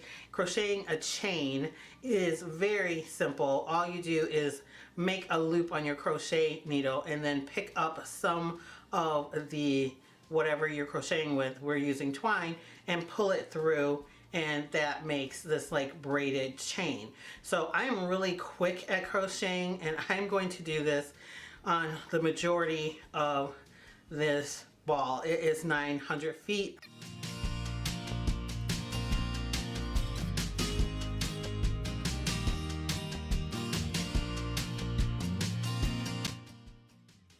So I have all of this crocheted, and you can see it's quite a bit, and here is how much is gone out of this. It was almost closed up. It was probably about this big around, and so I am going to continue because it was not connected once I got to this much.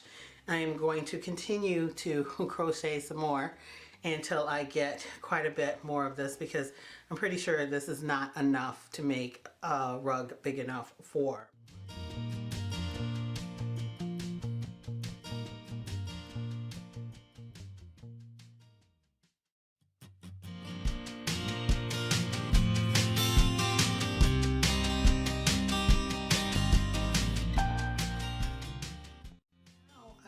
To take, and I'm going to face the braid part up and glue it to the sides like this.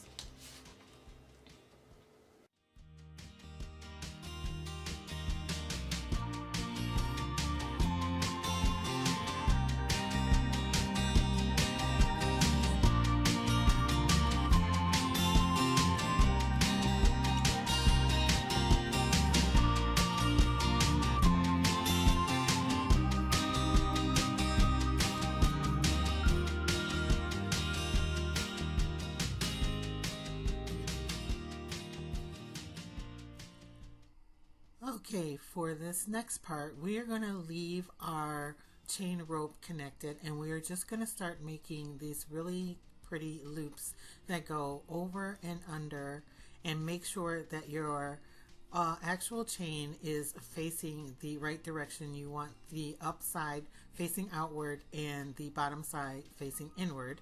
And you're going to take a little bit of hot glue and glue it down to the main rope, and then glue the bottom loop to the main part of the rug. And then after that, you're going to glue the sides to each other.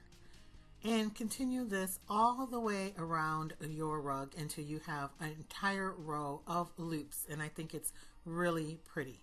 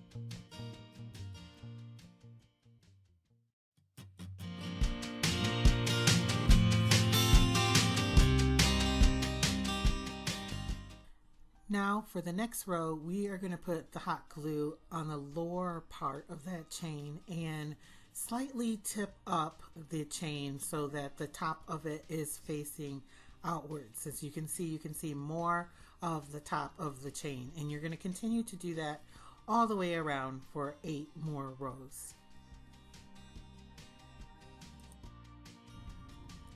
Then repeat the loopy row and the straight row again, however many times you want to make the size rug that you're looking for. I am going to only repeat it one more time. One more time of the loop and one more time of the straight, and then we'll be moving on to the border. And here's a little trick I discovered along the way doing this. I'm going to be gluing the loops together to themselves first in sections, and then gluing small sections down to the main part of the rug on my second time around. It makes it look a little bit less messy, I think, and it's just easier to do when you are trying to glue it together so you don't burn your little fingers. So I actually like this, and I thought I'd share this in case you want to make this rug yourself.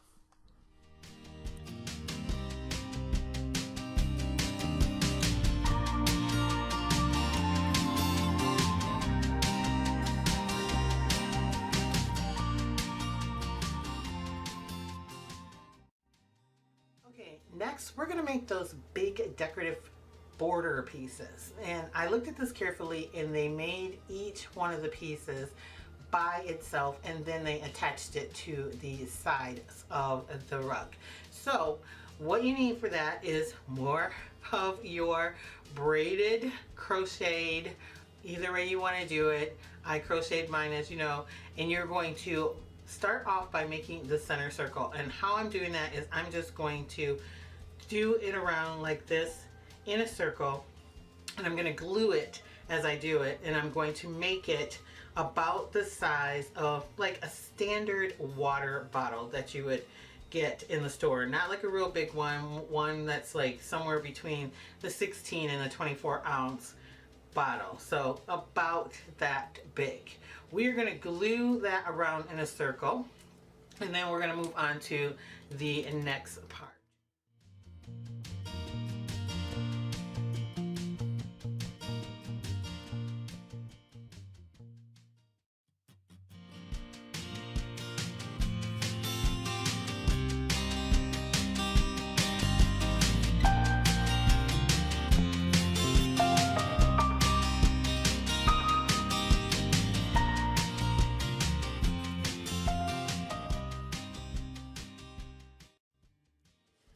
Okay, now once you have your circle, and like I said, about this big, I'm just eyeballing it. You can make it a little bigger if you want. You can make it a little smaller if you want. It depends on the size of the rug that you're making too.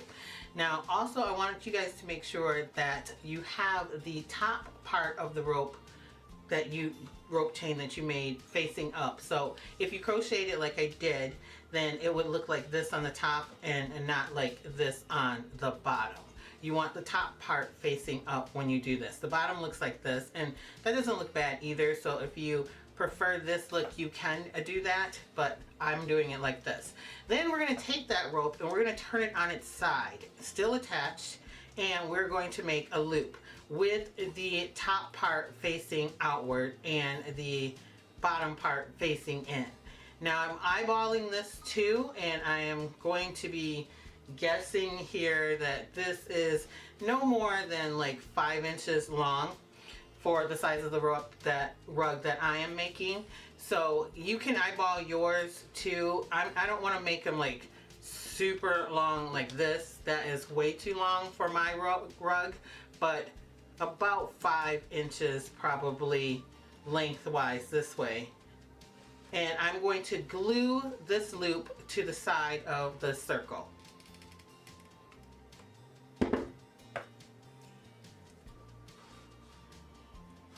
And we're going to do 9 of these all the way around. Now their rug has more, but their rug is a whole lot bigger.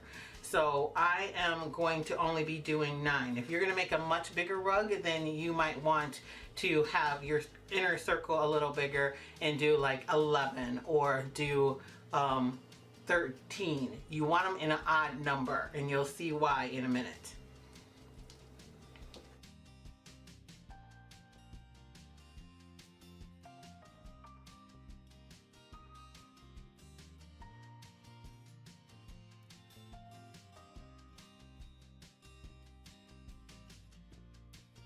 Okay, once you have all of these secured on here slightly, I go back in, I just use a tiny bit of glue to hook them all on, and then I go back in and I put some extra dabs in, and then I literally take my hot glue gun and hold it over it to secure it down a little bit more, because I have my big bad boy glue gun and it is super, super hot. But you can do that after we do our next step too.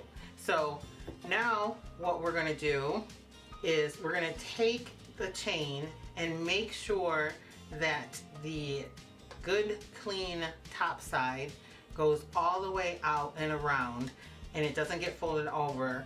And we're going to go around this entire thing and glue a chain. And when we get to the top, we're going to count in to the 5th one, which is in the middle. So whichever one you have in the middle, like I said, you need an odd number. We're going to count to the 5th one for this because I have 9 all together. And we are going to take and make a little peak in it to glue together. So what I do is I'm going to glue this bottom part, glue all the way across the bottom one, all the way. And then I'm going to figure out where I want the chain to be glued to the rest of them. And then do my little peek over the 5 and then glue this part down, and then go back around and glue all of these in, making sure I have like little loops at the top, if that makes sense. So that's what we're gonna do.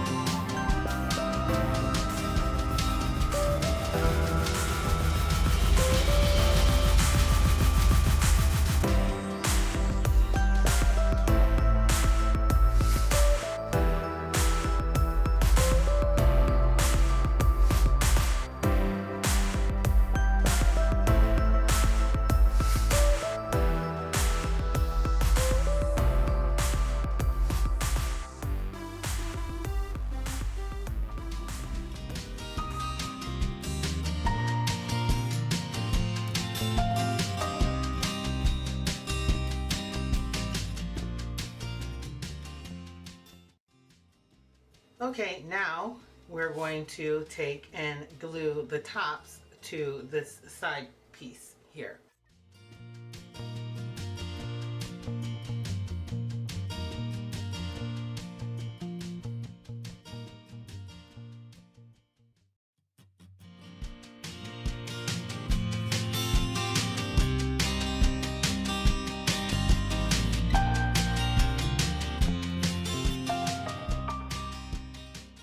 And then that is done. Okay, so here it is. We are about to attach it onto the rug. Right here you can see I already put glue down, but my camera wasn't recording, so we're going to re-glue over where I already put glue down here. And we're just going to put the glue in the middle of each one of the rows that we're going to do. We're going to tip it up a little bit and then glue down directly on top the entire side of our border piece. So once you get them together, they will look like one edge. It's really easy to do. And then after we get done with that, we're going to glue the two sides together, and we'll do this all the way around until you have a full border. And I have my extra ones here, and so let's just get started and do that.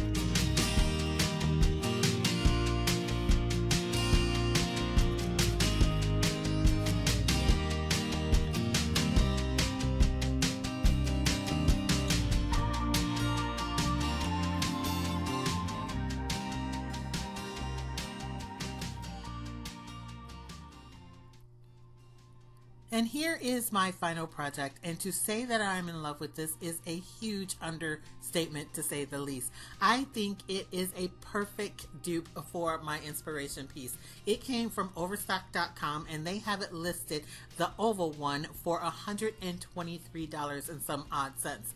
The round one in this size they have listed for $145. Mine is approximately 6 feet by 5 feet in width, and I am in love with it. I think it will go perfectly in my gazebo. I am not putting it on my front porch because it's way too big to go there.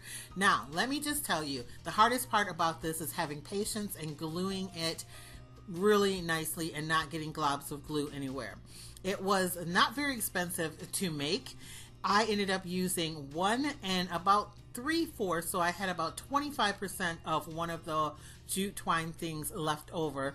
You could do this with rope instead though, but I do not suggest that you use the Dollar Tree nautical rope because it's only about 9 feet, and this would end up costing you way more money than what I did. Mine cost me approximately $30 because you have to include the cost of the glue because you are going to be using a ton of glue sticks as well. I use Gorilla glue sticks. Now I have a big box of them, so I don't know how many actually come in the packages that you buy at like the craft stores and stuff, but I use the long ones that are kind of thick in my glue gun, and I use approximately between 23 and 25 sticks. I kind of lost count with that, but that's how much you're going to need. So I do know when you get them in the packs, you should get around 15 to 20 of them, and they run about $8 in the store. If you buy them at some place like Joann's or Michael's or something like that, you can use a coupon on them, however, so you can save money that way. If you do that, it may end up costing you a little bit more than $30 for this, depending on the size of the rugs that you make. But I am in love with it.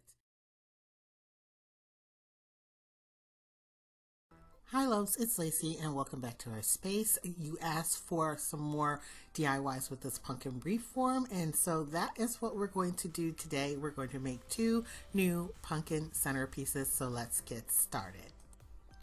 Okay, for each one of these, you're going to need 2 of the wire wreath forms. What we're going to do is we're going to set them up on there, and we are going to curve them in.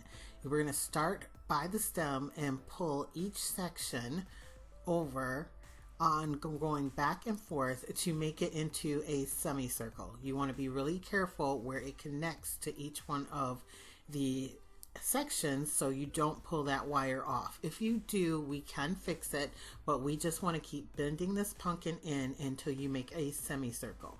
Once you do it on the top for a while, you want to grab the sides and pull it in, and then we're going to flip it over to the bottom and do the exact same thing. And once you have your semicircle on one of them where they look like it's almost round, you're going to take the second one and do the exact same thing to it. You're going to do this on all four. Okay, now your two pieces will fit together to make our round pumpkin, but these sides here will be inside of the pumpkin if you leave it like it is. So we are going to cut them off and use them to help with the curve of the pumpkin. We're going to cut about 1.5 inches away from your actual wire section that comes first, and then we're going to curve that piece down when you cut on the top of the pumpkin. So the long piece that's left is going to get curved downward. Then on the opposite side, you're going to cut the bottom of the pumpkin. And sorry, my pumpkin got away from me there, but this one is going to go down towards the bottom of the pumpkin.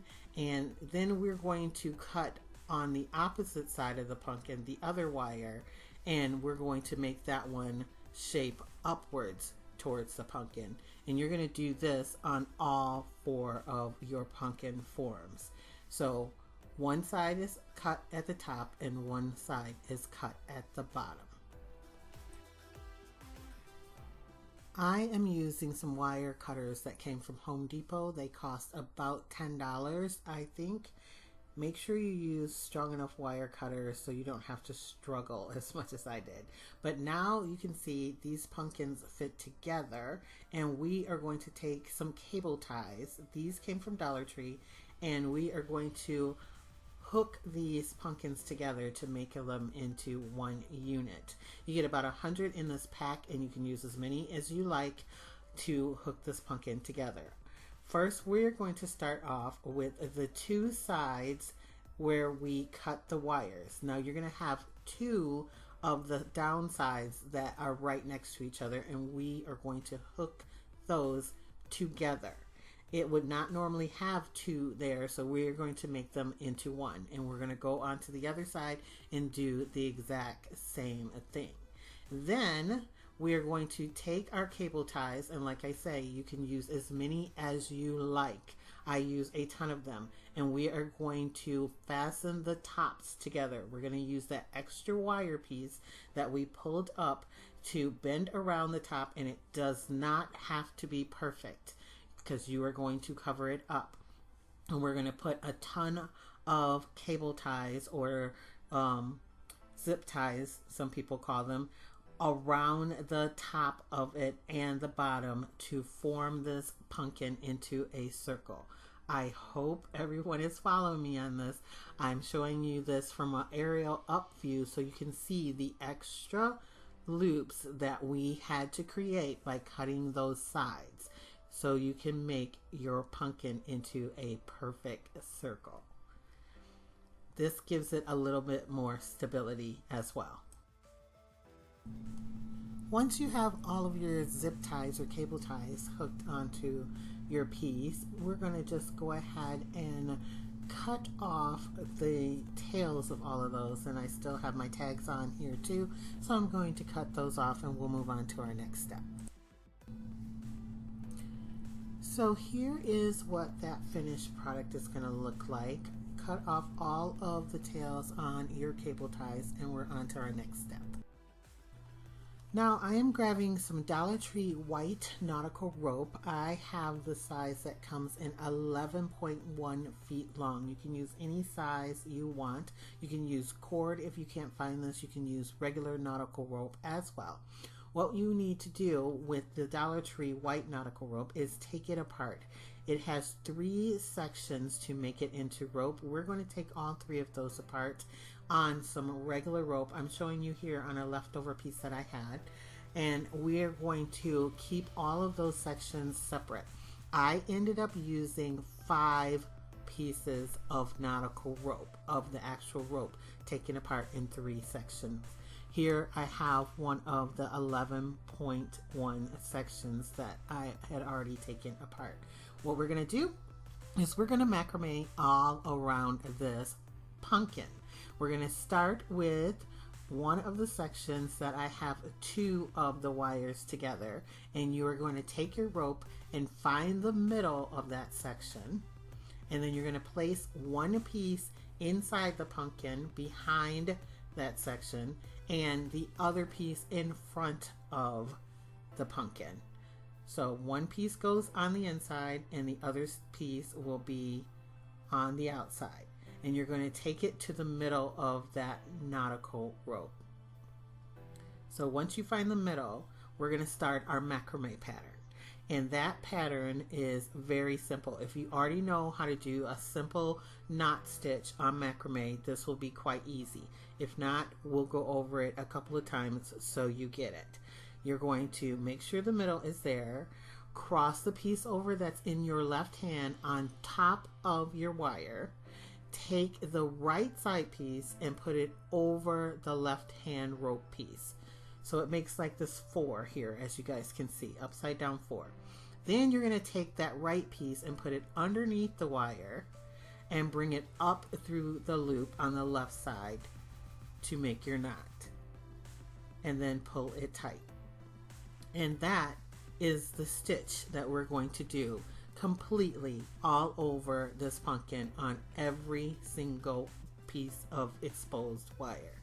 You're going to take your left piece, put it across the top of the wire, put your right piece on top of the left piece, then take the right piece and push it underneath your wire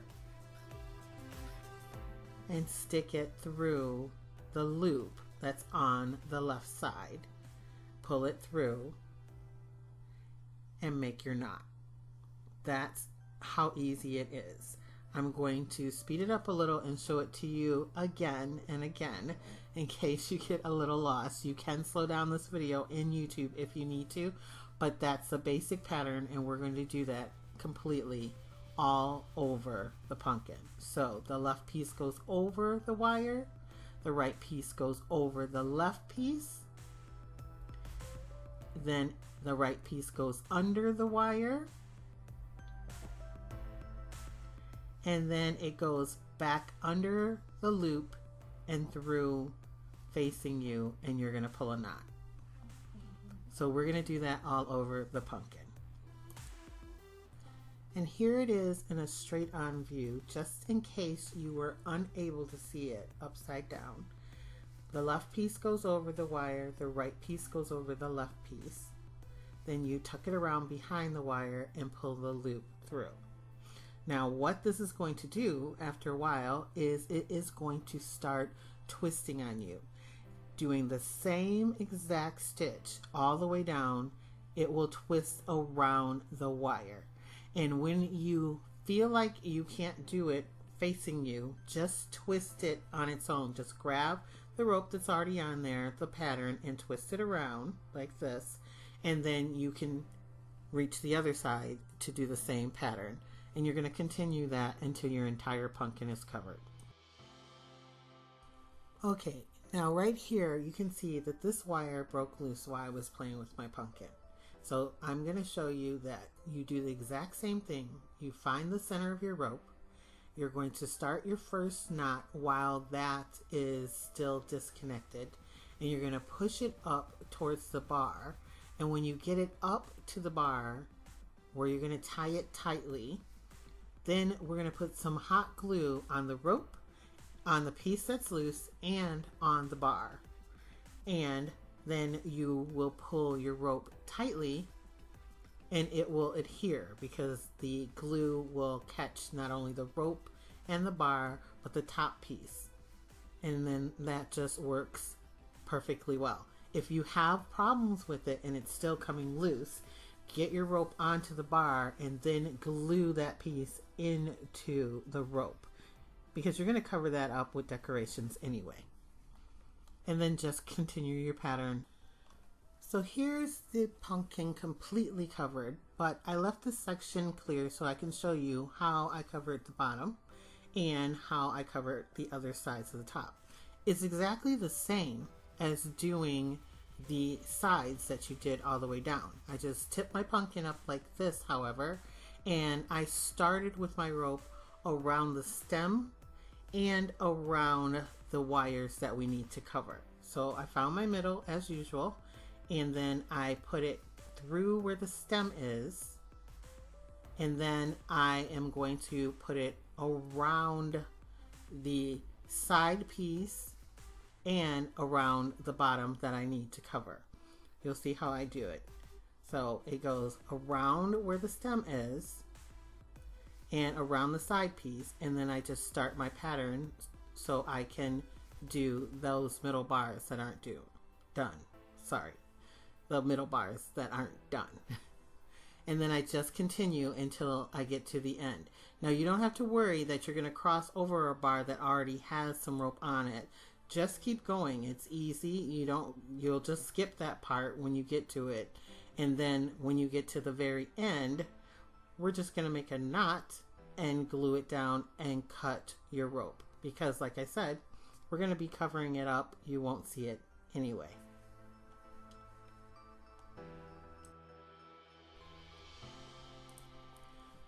So here we are at the end, and all we're going to do is take these two pieces and make a simple knot, pull it nice and tightly, and then I'm going to take the one in the front and pull it over to the back, and we're going to use some hot glue and then glue those together in the back.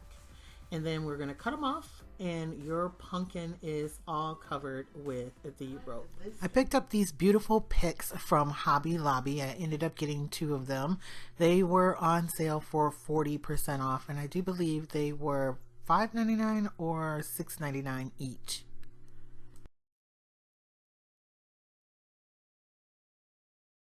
Some Dollar Tree leaves. These have some little berries on it, and one has a pumpkin on it, and I have another one with a gourd, and so we're going to use those to decorate as well. I also have these beautiful kind of burgundy-ish red. Some of them are a little bit velvety. They have some green tips on them. Leaves that came from Joann Fabrics. They are from their Bloom collection, and they are 40% off right now. We're going to use a few of these. And now I'm just going to decorate the top with some of the picks and leaves and other embellishments that I have either in my stash or that came from Hobby Lobby, Joann Fabrics, or Dollar Tree.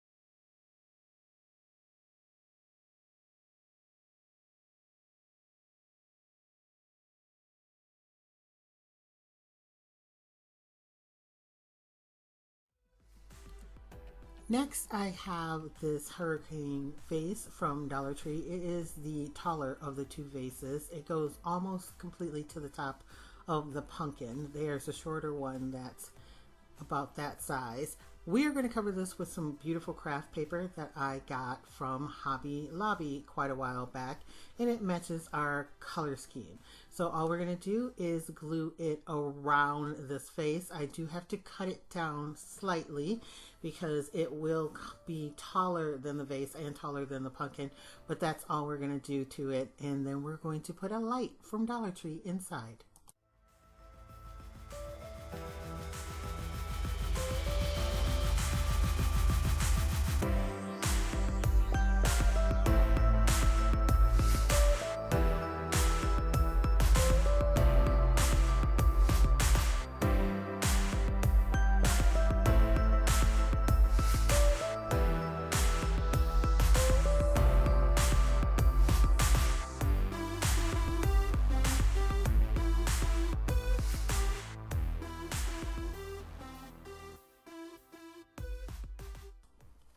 And here is how this first pumpkin's final project turned out. I absolutely love what it looks like. I love the coloring of it. I think the craft paper that I put around the hurricane vase looks perfect with this. And I have it on my marble pedestal here in my living room, but I'm probably going to put this one in my kitchen. If you can see, I put an LED light from Dollar Tree in there that changes colors.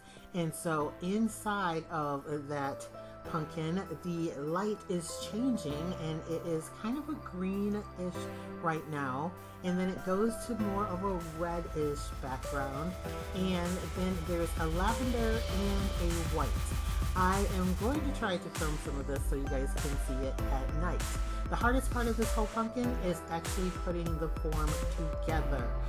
This is the same way we're going to put our second form together, but I love this. I think the picks and the colors that I used for it turned out perfectly, and I put a few Dollar Tree leaves in the bottom to go along with it, but you could decorate yours any kind of way that you like. Let's move on to pumpkin number 2. Okay, so we're going to start with our wreath form and take off the stems on this one. I'm not going to use those. And you can see already I cut the bottoms and the top, and we have the long extra piece that goes around that you would use to wrap around the bottoms and the top of this form. We're not going to keep that. We're going to cut it off so that you have 1.5 inches to 2 inches on the bottom. Now I lost the footage of that, but we are going to cut that off. We do not need to keep that piece. What I'm showing you here is that I'm putting wood beads out, and we are going to string wood beads on all of the sides of the pumpkins, but the bottom and the top, we only need 1.5 inches on both sides of the pumpkin. That's it. After that, we're going to put those sides together, and we are not going to put the 2 wires that meet up on each side next to each other. You'll have enough wire at the top of each one's and the bottom that you can just crisscross it over slightly and then wrap some floral wire around it, and we're going to attach it. But first, let me show you how I put the beads on. As you can see, beads are taking off on me and my pumpkin wreath form tipped over.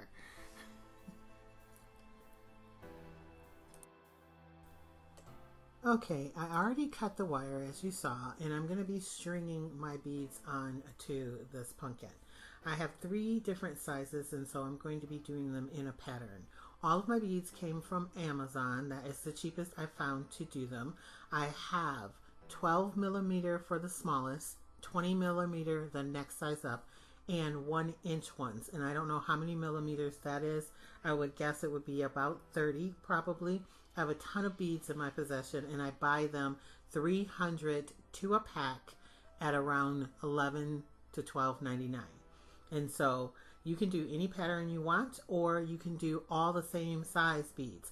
I'm using approximately 300 beads altogether because they are different sizes. If you did all of the bigger ones, like the 1 inch ones, you probably only use about 170 to, I don't know, 180 beads. But these are Dollar Tree pumpkins, like I said before. They're all different. I just buy as many as you think, plus 10% more, so you won't run out if you care to do this. Once we get them all on, I'm going to show you how I connect these wires back together, because it's a little different from how I connected my beaded pumpkin from last year back together. So here I'm cutting some floral wire. It came from Joann fabric store. I'm doing about 1 inch, maybe 1.5 inches, and I'm just going to cut that off. Could have used my wire cutters, and I'm going to put some hot glue on the floral wire because I'm using my big gun. If I was using my small one, I'd probably put it in the beads, and then I'm going to slide that into the beads and push it down. That is going to give that bead on that wire a little more stabilization. Then what I'm going to do is put the beads on the top wire of the pumpkin after I get this one on, and use that piece of floral wire to slide in to those beads. That way they will stay and it will all have an extra thing to hold it together. So I'm going to put some glue on here, put on another bead, and then put the other bead onto the top piece of wire with some glue, and then stick them all together.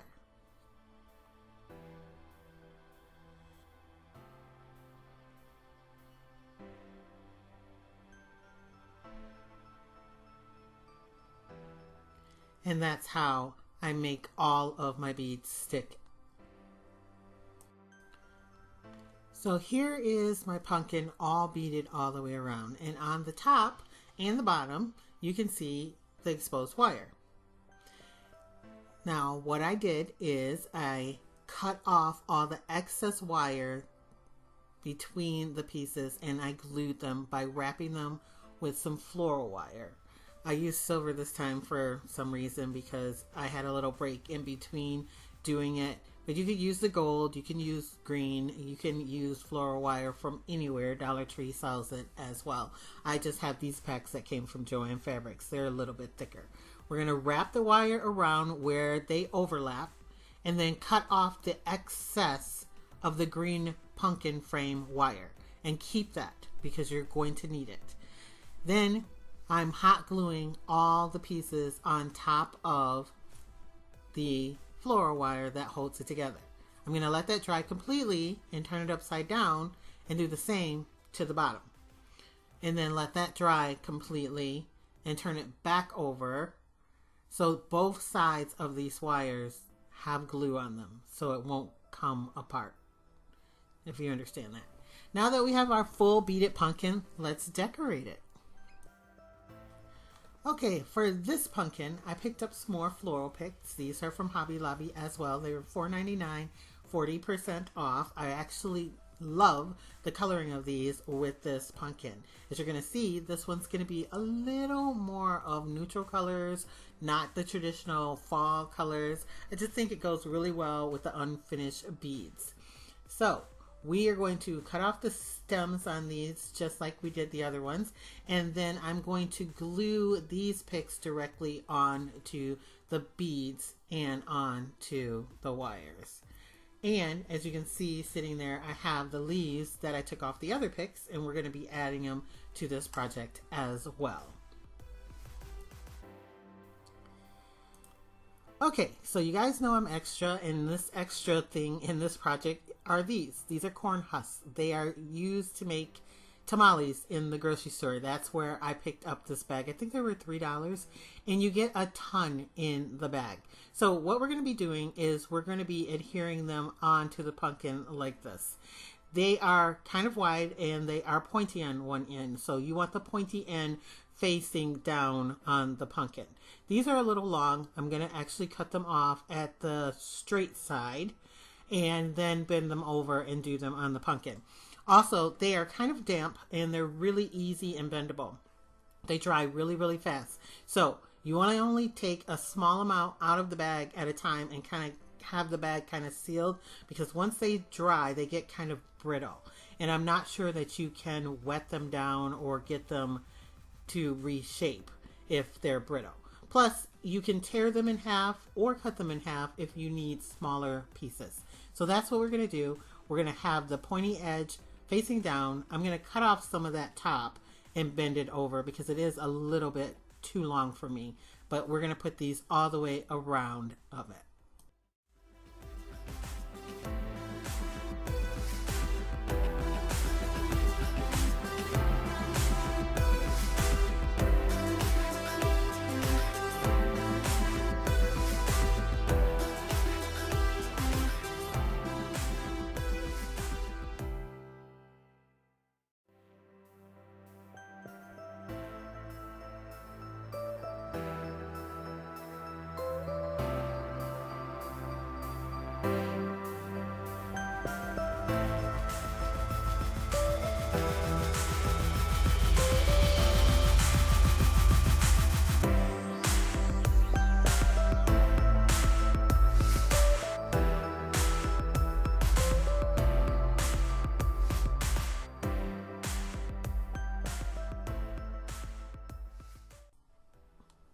Okay, now we have the entire thing covered.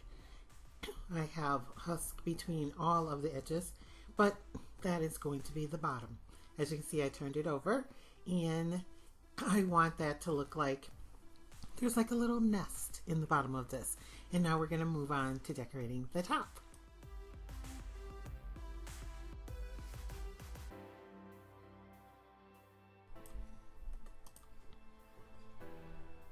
Okay, now I am gluing these picks directly onto the beads and the frame, along with the extra leaves that I took off my other picks because they go really well with this pumpkin.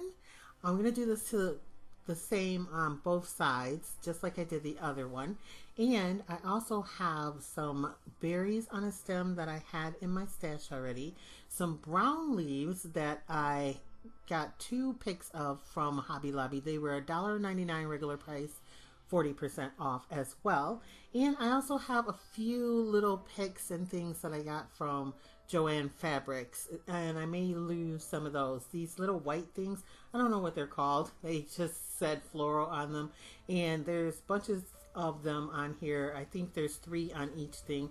I'm going to tuck them in to hide some of the spaces where you can still see the floral wire, like the pumpkin wire on there, just to give it a little more fullness.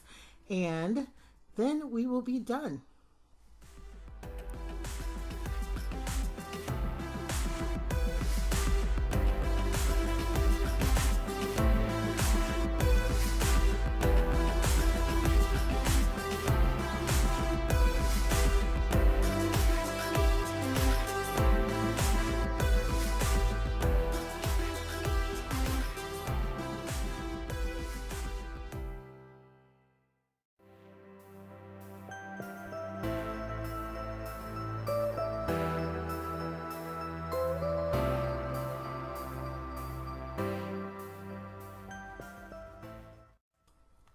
Okay, so I was looking at this and I thought it's definitely missing something. So I picked up this ribbon from Hobby Lobby a while ago. It is not in the fall stuff. It's not in the Christmas stuff. It's over where they have the ribbon that's near most of their like greenery floral, the stuff that they have all the time. And it was $8.99, as you guys could see. I used a 40% off coupon to get it. I never buy anything regular price. Unless, of course, it's something you really, really want. I suggest you wait. There's always a sale or there's always a coupon. So I am going to be making this into just a regular, like, loopy bow. I'm not even going to have 2 tails on it. And I'm going to tie it in the middle with a piece of corn husk. Just because I started this and I didn't even think it through to pull out twine or to get some more floral wire out. I already put it away. So I'm just going to tie it in the middle with a little bit of corn husk that I had left over. And then I'm going to glue it to the top of the pumpkin. And I'm pushing it together just a little. And it's just something extra that I want to put on there. Because we know I'm extra. And today I think I'm extra. I don't know. Anyway, I'm going to put a couple of loops on the top. And then I'll put some loops in a couple of other places. And you'll see what it looks like.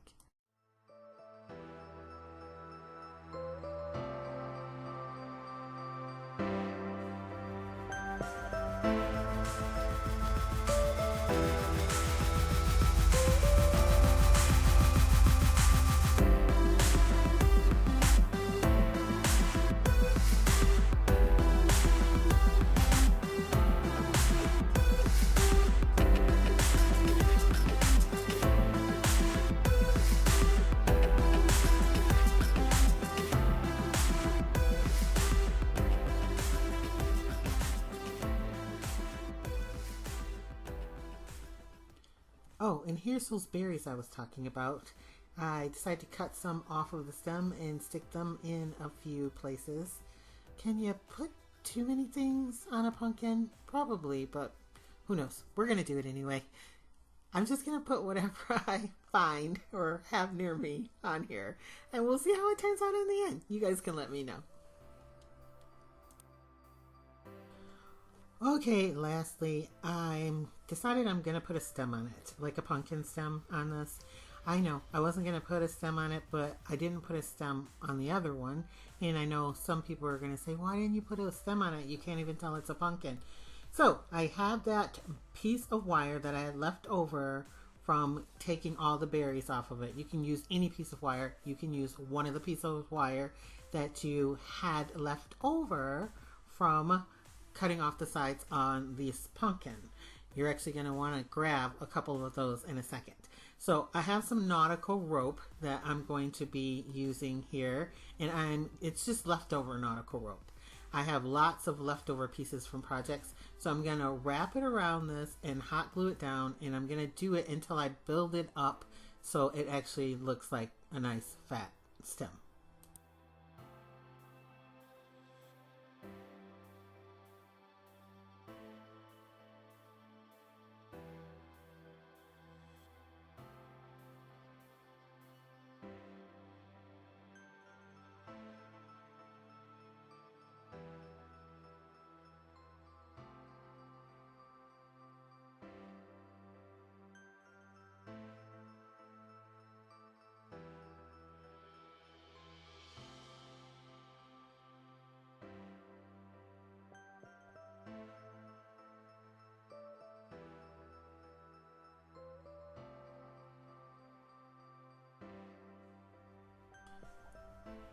Okay, so now we have our stem. It kind of looks like a horn made, and I'm going to take a little bit of this mesh kind of, I don't know, chicken wire or moss covered ribbon, and I'm going to put my stem on it, and I'm going to hot glue it down to it. Mine has some little extra pieces sticking out, so I just stuck them in it. I'm going to hot glue it from underneath it down to that, and I'm going to take two of the metal bars that we cut off of the pumpkin frame and attach them to the bottom with hot glue.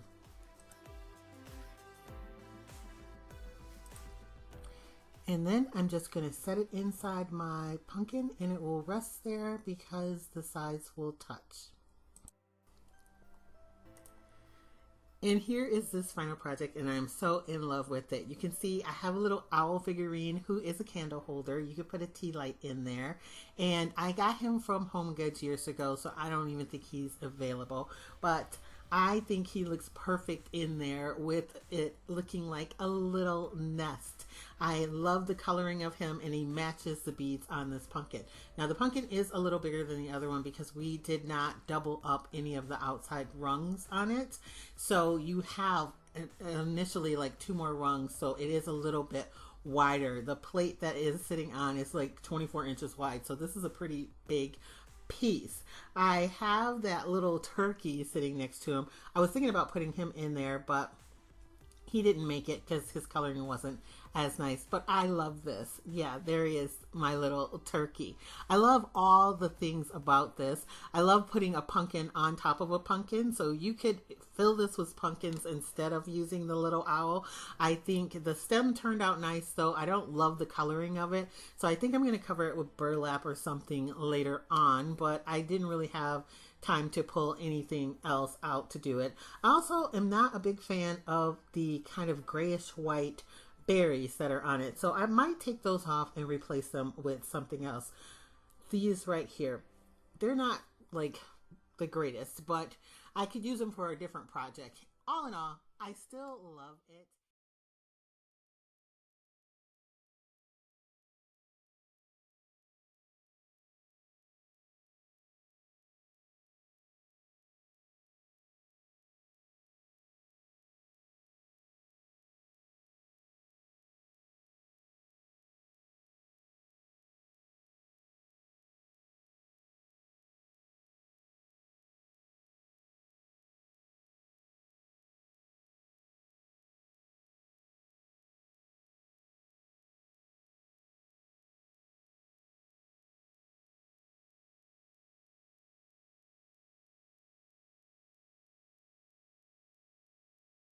So here we are, and we are going to be using this beautiful off the hook loopy faux fur yarn to make a wreath.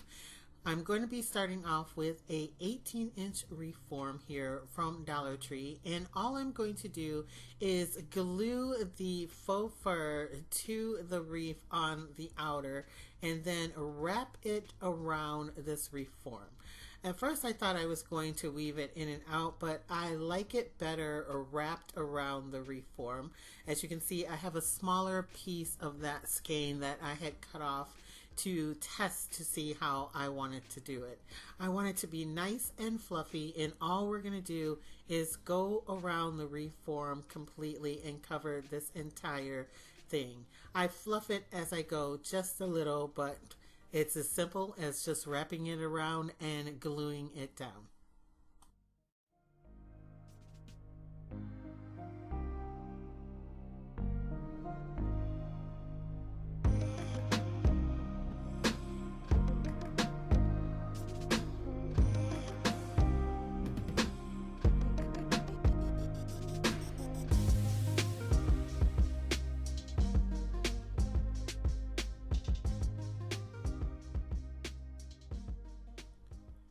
So here's what it looks like with one full skein. I'm just fluffing it up. These were on clearance at Joann Fabrics for $3 a skein, and I end up using about 1 2/3 of a skein all together.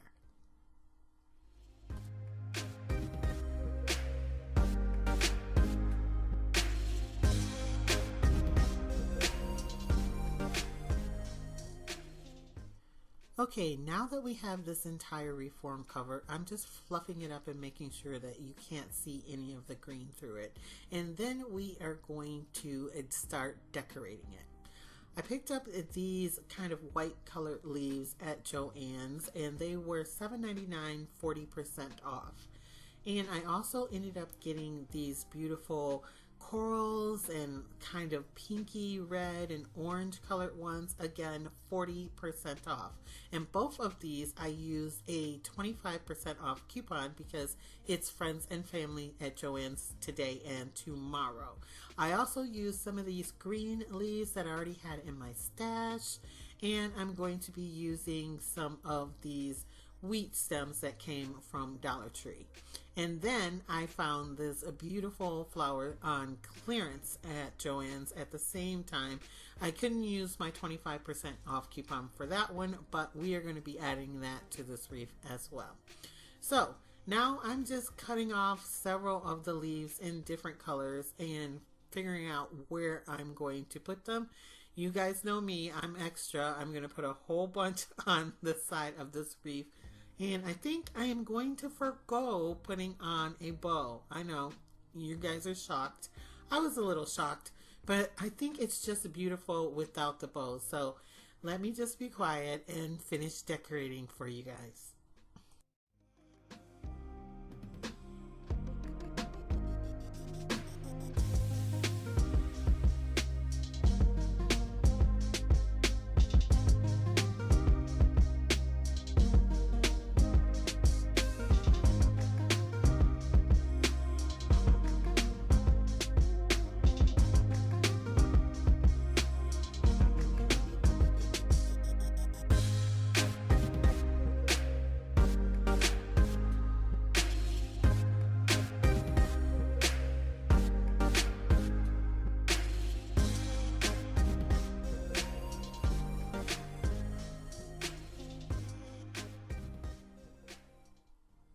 Okay, here I'm adding all of the wreath, and I know you can't really see every time I'm putting glue on the stems, but I want you guys to know that everything that I'm placing on here, I am gluing and sticking it into the faux fur and underneath the leaves.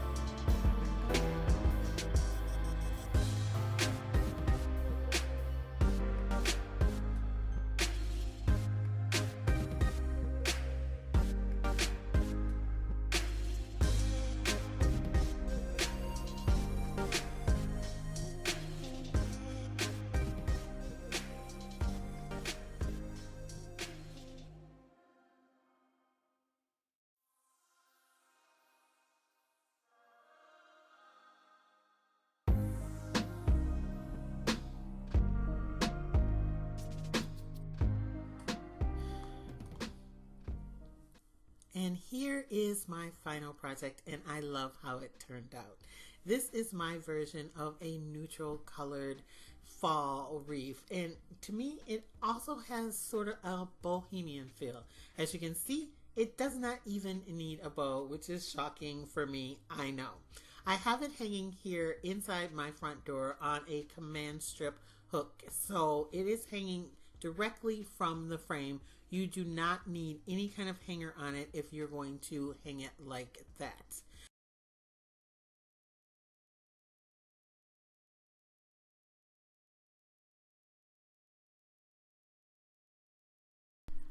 For this next DIY, we're going to be utilizing 4 8x10 Dollar Tree picture frames. We're going to remove all the inside of this, including the glass, and set those aside for a future project. Then I'm going to remove all of the little stake things in them that help hold the glass in. You don't need those. I'm just going to throw them away. Then I'm going to take and I'm going to glue them together like you would make a lantern. There's a million, and I do mean a million, videos on this over on YouTube. But how I'm doing it is I'm taking the back of one of the frames and gluing it to the side of the other one. And I'm repeating the same process the same way, right to left, all the way around until they make a complete square. It will be a tall rectangle when you look at it on the front, but when you look at it from the top, you will see that it is a complete square. I'm using my Gorilla Glue sticks in my heavy duty Ryobi glue gun to do that, and once it sits and dries, because it's high heat, we're going to be covering it with some of these Dollar Tree duster mop heads that were new to our Dollar Trees this year. Now, as you can see, if you open them up down the middle and down the sides, they actually don't have fur on there. It's just the cotton backing that holds it. So I'm spreading them apart and cutting them there. That way you lose less of the furry look to them. I'm cutting several of them in half, actually 4 of them in half, and then I am going to be cutting 4 of them in 3/4 because there are 4 sections to each one of these. The 3/4 ones I'm going to be placing, like you see here, on the long sides, on the actual rectangular sides that you would look at when the lantern is setting up. There's more of it, so it goes all the way around the lantern. And then the ones that are cut in half, I'm going to be placing on the bottom, because the bottom of it does not need to have fur on it, because you want it to be able to sit very even and no one's going to see the bottom. Now I do believe 8 of these all together. I'm not sure exactly because I'm voicing over this again. This video was done earlier in the year. But I would buy a couple extras just in case, because it is a Dollar Tree product and you never know how much there is on each one and how much you're going to need. I also put some extra on the insides to cover up a little bit of it, but you can still see a little peeking through. I'm not worried about it because you won't see it once the final product is done. I took this Dollar Tree red ribbon and I wrapped it completely around it to make it into a present. Yes, it is going to be a present lantern, and I think it turned out really well. I don't think that was a whole thing of ribbon there, but I have another one, as you can see down there, and some extra ribbon pieces from Joann fabric from last year. One that says Joy on it that I thought looked really, really pretty, and I'm going to be making my signature Lacee Space Whimsical Chaotic Mess bow. Now, if you guys don't know this bow and you want to learn this bow, there is a tutorial on my channel, and I link it down in the bottom of all of my description boxes, so it'll be in this one as well. I do not show you how to make this whole bow because it takes a bit to fluff it, but it is my signature bow, and you've probably seen it on my other projects. I am also adding a bunch of Dollar Tree picks on here because why not? It's Christmas and I just do too much. You guys know I'm extra, and so at Christmas time I'm extra, and probably then a little more extra. I don't know where it stops. You guys tell me, is this too much? I don't think so.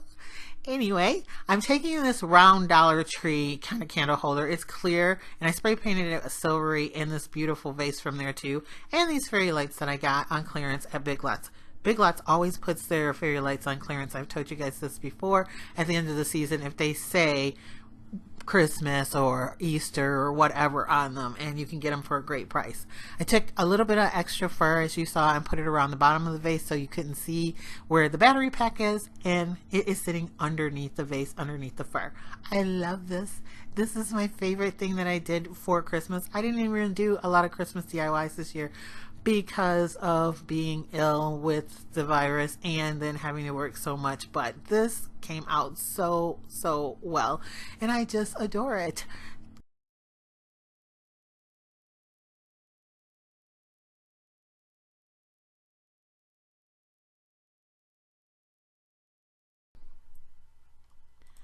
And my #1 video was actually not filmed in 2020. It was filmed at the end of 2019 when we lost our fur baby. It is my angel gnome. But 2020 has taught me that we all could use an angel right now. So I think this is the perfect ending.